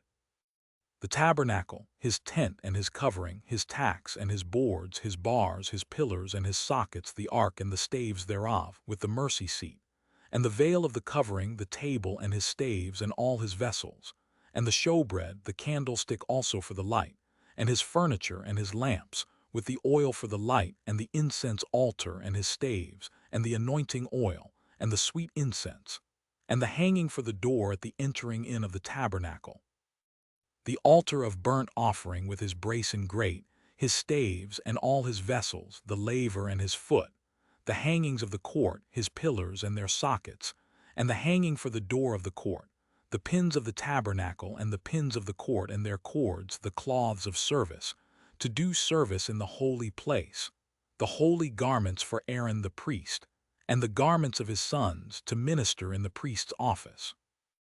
And all the congregation of the children of Israel departed from the presence of Moses. And they came, every one whose heart stirred him up, and every one whom his spirit made willing, and they brought the Lord's offering to the work of the tabernacle of the congregation, and for all his service, and for the holy garments. And they came, both men and women, as many as were willing-hearted, and brought bracelets, and earrings, and rings, and tablets, all jewels of gold. And every man that offered an offering of gold unto the Lord. And every man with whom was found blue and purple and scarlet and fine linen and goats' hair and red skins of rams and badger skins brought them. Every one that did offer an offering of silver and brass brought the Lord as offering. And every man with whom was found shittim wood for any work of the service brought it. And all the women that were wise-hearted did spin with their hands, and brought that which they had spun, both of blue, and of purple, and of scarlet, and of fine linen. And all the women whose hearts stirred them up in wisdom spun goats' hair. And the rulers brought onyx stones and stones to be set for the ephod, and for the breastplate, and spice and oil for the light, and for the anointing oil, and for the sweet incense. The children of Israel brought a willing offering unto the Lord, every man and woman, whose heart made them willing to bring for all manner of work, which the Lord had commanded to be made by the hand of Moses. And Moses said unto the children of Israel, See, the Lord hath called by name Bezaleel the son of Uri, the son of Hur of the tribe of Judah, and he hath filled him with the Spirit of God, in wisdom, in understanding, and in knowledge, and in all manner of workmanship, and to devise curious works, to work in gold, and in silver, and in brass, and in the cutting of stones, to set them, and in carving of wood, to make any manner of cunning work. And he hath put in his heart that he may teach, both he and Aholiab, the son of Ahisamach of the tribe of Dan. Them hath he filled with wisdom of heart, to work all manner of work, of the engraver, and of the cunning workman, and of the embroiderer in blue, and in purple, in scarlet, and in fine linen, and of the weaver, even of them that do any work, and of those that devise cunning work. Exodus chapter 36.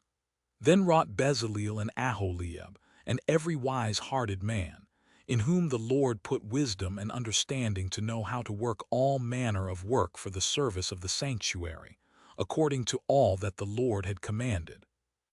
And Moses called Bezaleel and Aholiab, and every wise-hearted man, in whose heart the Lord had put wisdom, even every one whose heart stirred him up to come unto the work to do it. And they received of Moses all the offering, which the children of Israel had brought for the work of the service of the sanctuary, to make it withal. And they brought yet unto him free offerings every morning. And all the wise men that wrought all the work of the sanctuary came every man from his work which they made. And they spake unto Moses, saying, The people bring much more than enough for the service of the work, which the Lord commanded to make. And Moses gave commandment, and they caused it to be proclaimed throughout the camp, saying, Let neither man nor woman make any more work for the offering of the sanctuary. So the people were restrained from bringing. For the stuff they had was sufficient for all the work to make it, and too much. And every wise-hearted man among them that wrought the work of the tabernacle made 10 curtains of fine twined linen, and blue, and purple, and scarlet. With cherubims of cunning work made he them. The length of one curtain was 28 cubits, and the breadth of one curtain 4 cubits. The curtains were all of one size.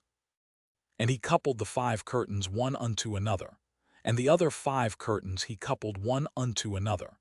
And he made loops of blue on the edge of one curtain from the selvedge in the coupling.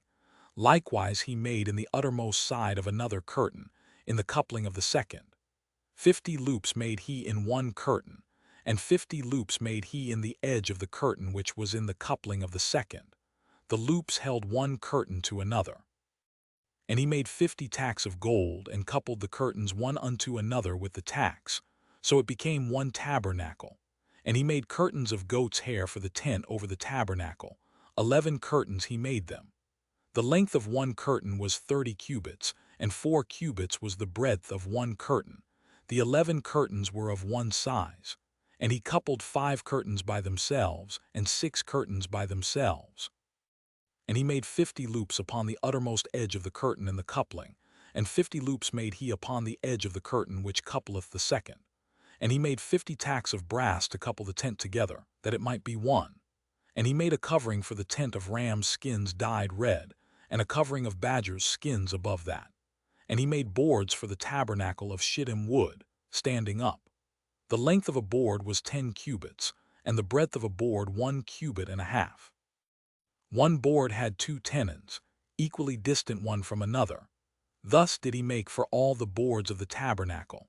And he made boards for the tabernacle, 20 boards for the south side southward, and 40 sockets of silver he made under the 20 boards, 2 sockets under one board for his 2 tenons, and 2 sockets under another board for his 2 tenons. And for the other side of the tabernacle, which is toward the north corner, he made 20 boards and their 40 sockets of silver, 2 sockets under one board and 2 sockets under another board. And for the sides of the tabernacle westward he made 6 boards. And 2 boards made he for the corners of the tabernacle in the 2 sides.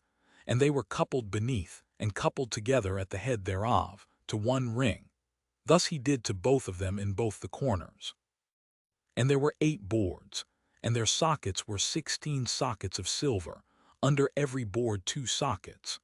And he made bars of shittim wood, 5 for the boards of the one side of the tabernacle, and 5 bars for the boards of the other side of the tabernacle, and 5 bars for the boards of the tabernacle for the sides westward. And he made the middle bar to shoot through the boards from the one end to the other. And he overlaid the boards with gold, and made their rings of gold to be places for the bars, and overlaid the bars with gold. And he made a veil of blue and purple and scarlet and fine twined linen, with cherubims made he it of cunning work. And he made thereunto 4 pillars of shittim wood, and overlaid them with gold. Their hooks were of gold, and he cast for them 4 sockets of silver.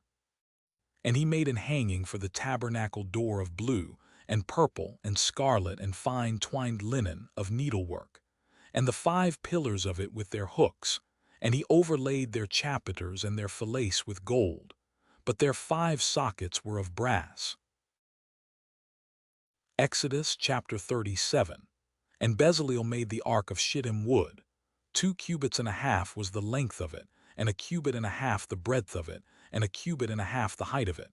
And he overlaid it with pure gold within and without, and made a crown of gold to it round about. And he cast for it 4 rings of gold, to be set by the 4 corners of it, even 2 rings upon the one side of it, and 2 rings upon the other side of it. And he made staves of shittim wood, and overlaid them with gold. And he put the staves into the rings by the sides of the ark, to bear the ark. And he made the mercy seat of pure gold. 2 cubits and a half was the length thereof, and 1 cubit and a half the breadth thereof. And he made 2 cherubims of gold, beaten out of one piece made he them, on the 2 ends of the mercy seat, 1 cherub on the end on this side, and another cherub on the other end on that side. Out of the mercy seat made he the cherubims on the 2 ends thereof. And the cherubims spread out their wings on high, and covered with their wings over the mercy seat, with their faces one to another. Even to the mercy seatward were the faces of the cherubims. And he made the table of shittim wood. 2 cubits was the length thereof, and 1 cubit the breadth thereof, and 1 cubit and a half the height thereof. And he overlaid it with pure gold, and made thereunto a crown of gold round about. Also he made thereunto a border of an handbreadth round about, and made a crown of gold for the border thereof round about. And he cast for it 4 rings of gold, and put the rings upon the 4 corners that were in the 4 feet thereof. Over against the border were the rings, the places for the staves to bear the table. And he made the staves of shittim wood, and overlaid them with gold to bear the table. And he made the vessels which were upon the table, his dishes and his spoons and his bowls, and his covers to cover withal, of pure gold. And he made the candlestick of pure gold. Of beaten work made he the candlestick. His shaft and his branch, his bowls, his knops, and his flowers were of the same. And 6 branches going out of the sides thereof. 3 branches of the candlestick out of the one side thereof, and 3 branches of the candlestick out of the other side thereof. 3 bowls made after the fashion of almonds in one branch, a knop and a flower. And 3 bowls made like almonds in another branch, a knop and a flower. So throughout the 6 branches going out of the candlestick. And in the candlestick were 4 bowls made like almonds, his knops and his flowers, and a knop under 2 branches of the same, and a knop under 2 branches of the same, and a knop under 2 branches of the same, according to the 6 branches going out of it. Their knops and their branches were of the same. All of it was one beaten work of pure gold. And he made his 7 lamps and his snuffers and his snuff dishes of pure gold. Of a talent of pure gold made he it and all the vessels thereof. And he made the incense altar of shittim wood. The length of it was a cubit, and the breadth of it a cubit. It was 4 square, and 2 cubits was the height of it. The horns thereof were of the same. And he overlaid it with pure gold, both the top of it, and the sides thereof round about, and the horns of it. Also he made unto it a crown of gold round about. And he made 2 rings of gold for it under the crown thereof, by the 2 corners of it, upon the 2 sides thereof, to be places for the staves to bear it withal. And he made the staves of shittim wood, and overlaid them with gold.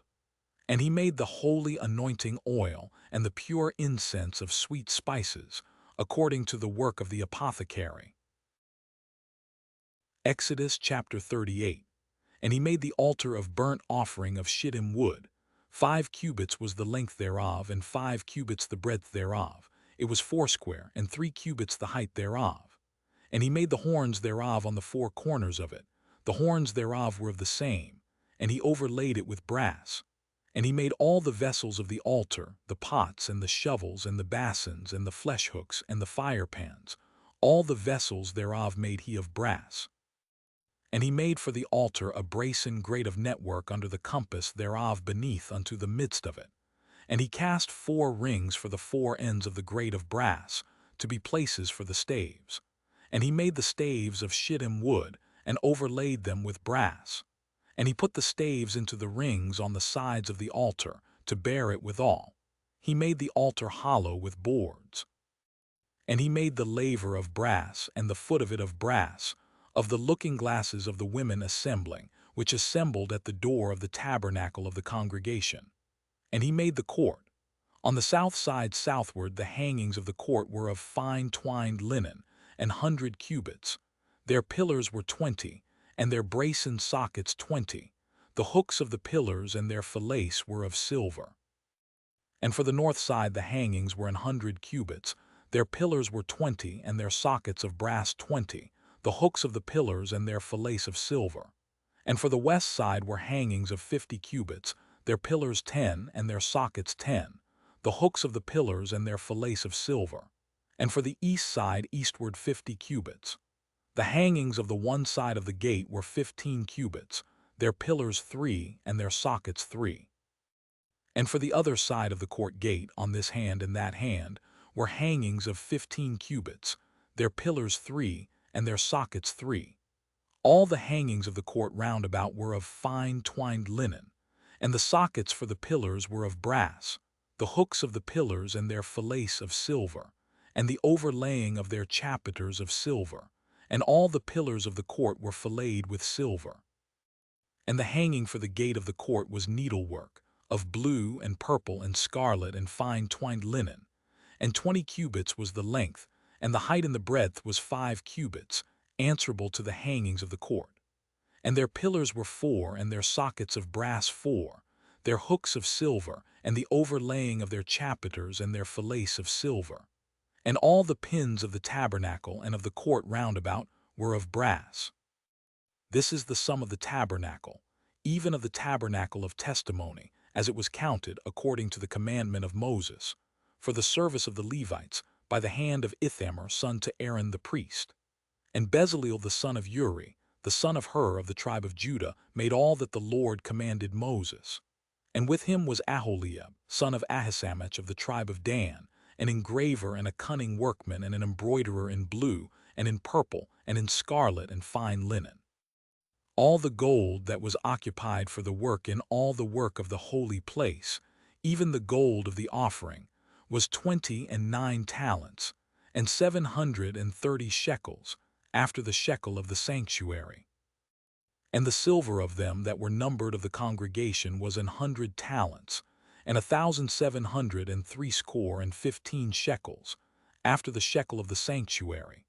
A bekah for every man, that is, half a shekel, after the shekel of the sanctuary, for every one that went to be numbered, from 20 years old and upward, for 600,000 and 3,550 men.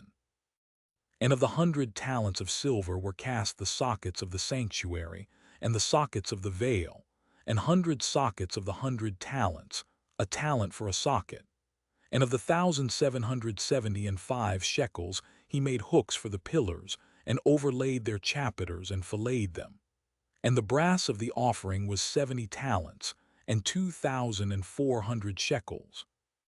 And therewith he made the sockets to the door of the tabernacle of the congregation, and the brasen altar, and the brasen grate for it, and all the vessels of the altar, and the sockets of the court round about, and the sockets of the court gate, and all the pins of the tabernacle, and all the pins of the court round about. Exodus chapter 39. And of the blue and purple and scarlet they made cloths of service, to do service in the holy place, and made the holy garments for Aaron, as the Lord commanded Moses. And he made the ephod of gold, blue and purple and scarlet and fine twined linen. And they did beat the gold into thin plates and cut it into wires, to work it in the blue and in the purple and in the scarlet and in the fine linen with cunning work. They made shoulder pieces for it to couple it together. By the two edges was it coupled together. And the curious girdle of his ephod that was upon it was of the same, according to the work thereof, of gold, blue, and purple, and scarlet, and fine twined linen, as the Lord commanded Moses. And they wrought onyx stones enclosed in ouches of gold, graven, as signets are graven, with the names of the children of Israel.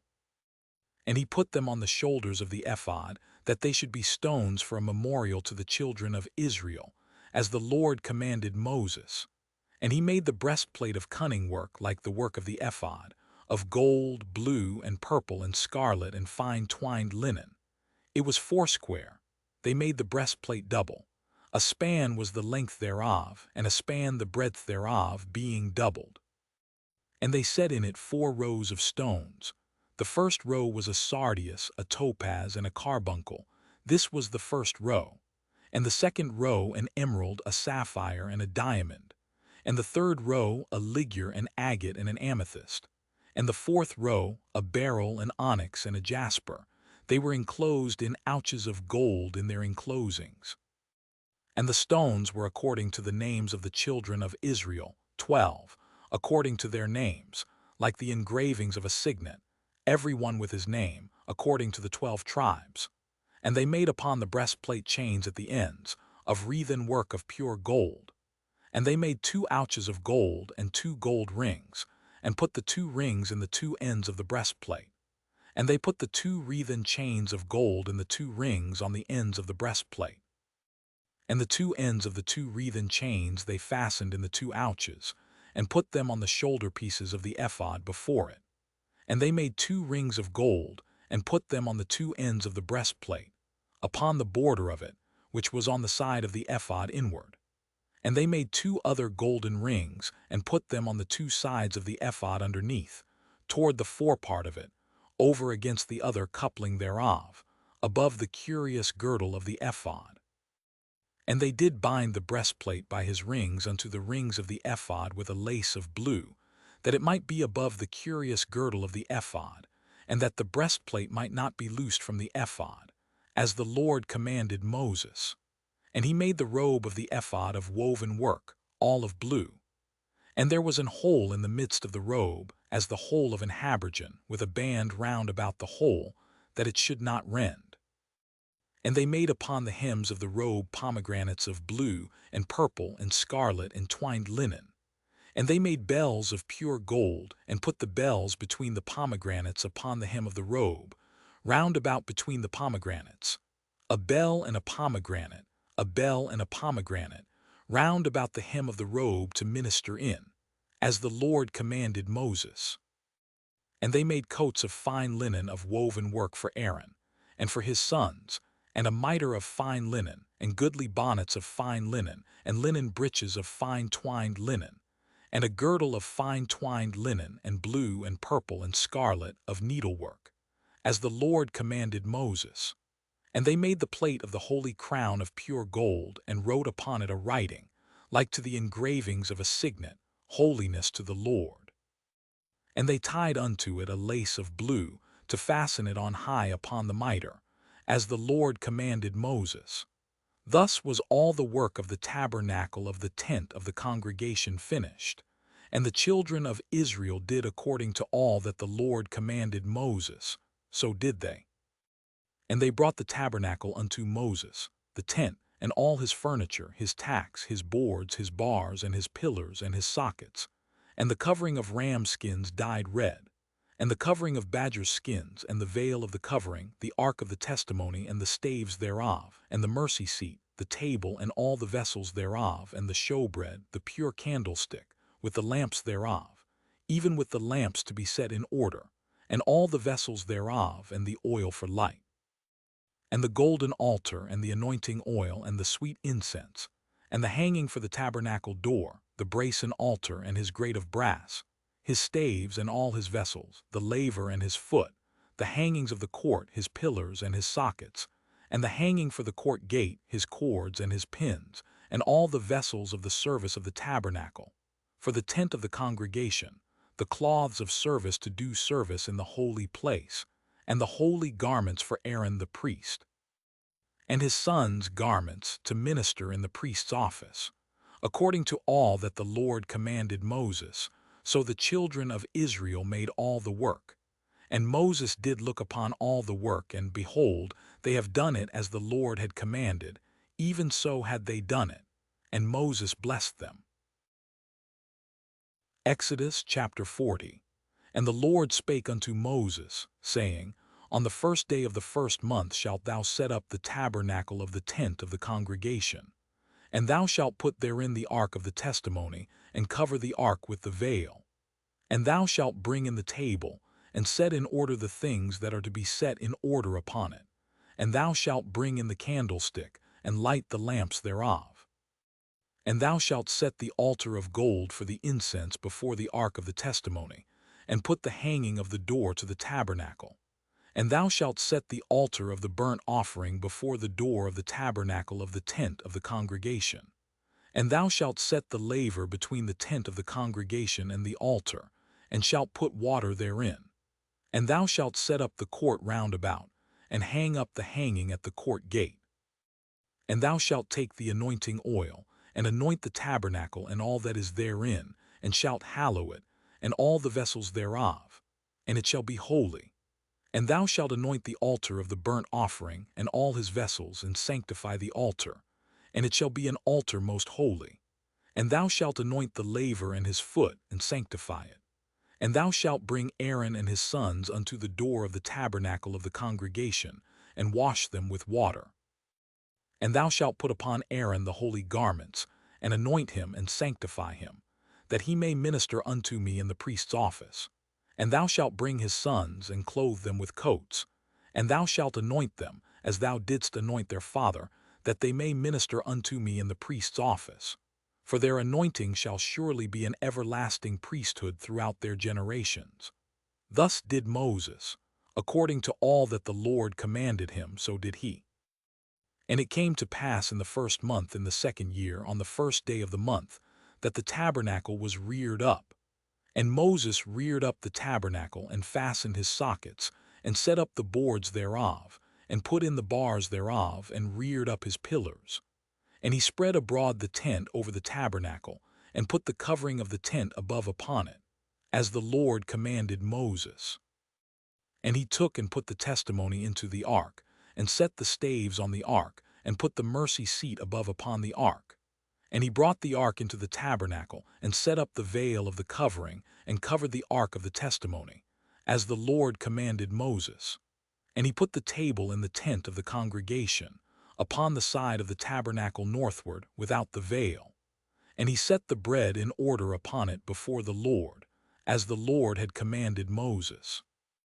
And he put the candlestick in the tent of the congregation, over against the table, on the side of the tabernacle southward. And he lighted the lamps before the Lord, as the Lord commanded Moses. And he put the golden altar in the tent of the congregation before the veil, and he burnt sweet incense thereon, as the Lord commanded Moses. And he set up the hanging at the door of the tabernacle. And he put the altar of burnt offering by the door of the tabernacle of the tent of the congregation, and offered upon it the burnt offering and the meat offering, as the Lord commanded Moses. And he set the laver between the tent of the congregation and the altar, and put water there to wash withal. And Moses and Aaron and his sons washed their hands and their feet thereat, when they went into the tent of the congregation, and when they came near unto the altar, they washed, as the Lord commanded Moses. And he reared up the court round about the tabernacle and the altar, and set up the hanging of the court gate. So Moses finished the work. Then a cloud covered the tent of the congregation, and the glory of the Lord filled the tabernacle. And Moses was not able to enter into the tent of the congregation, because the cloud abode thereon, and the glory of the Lord filled the tabernacle.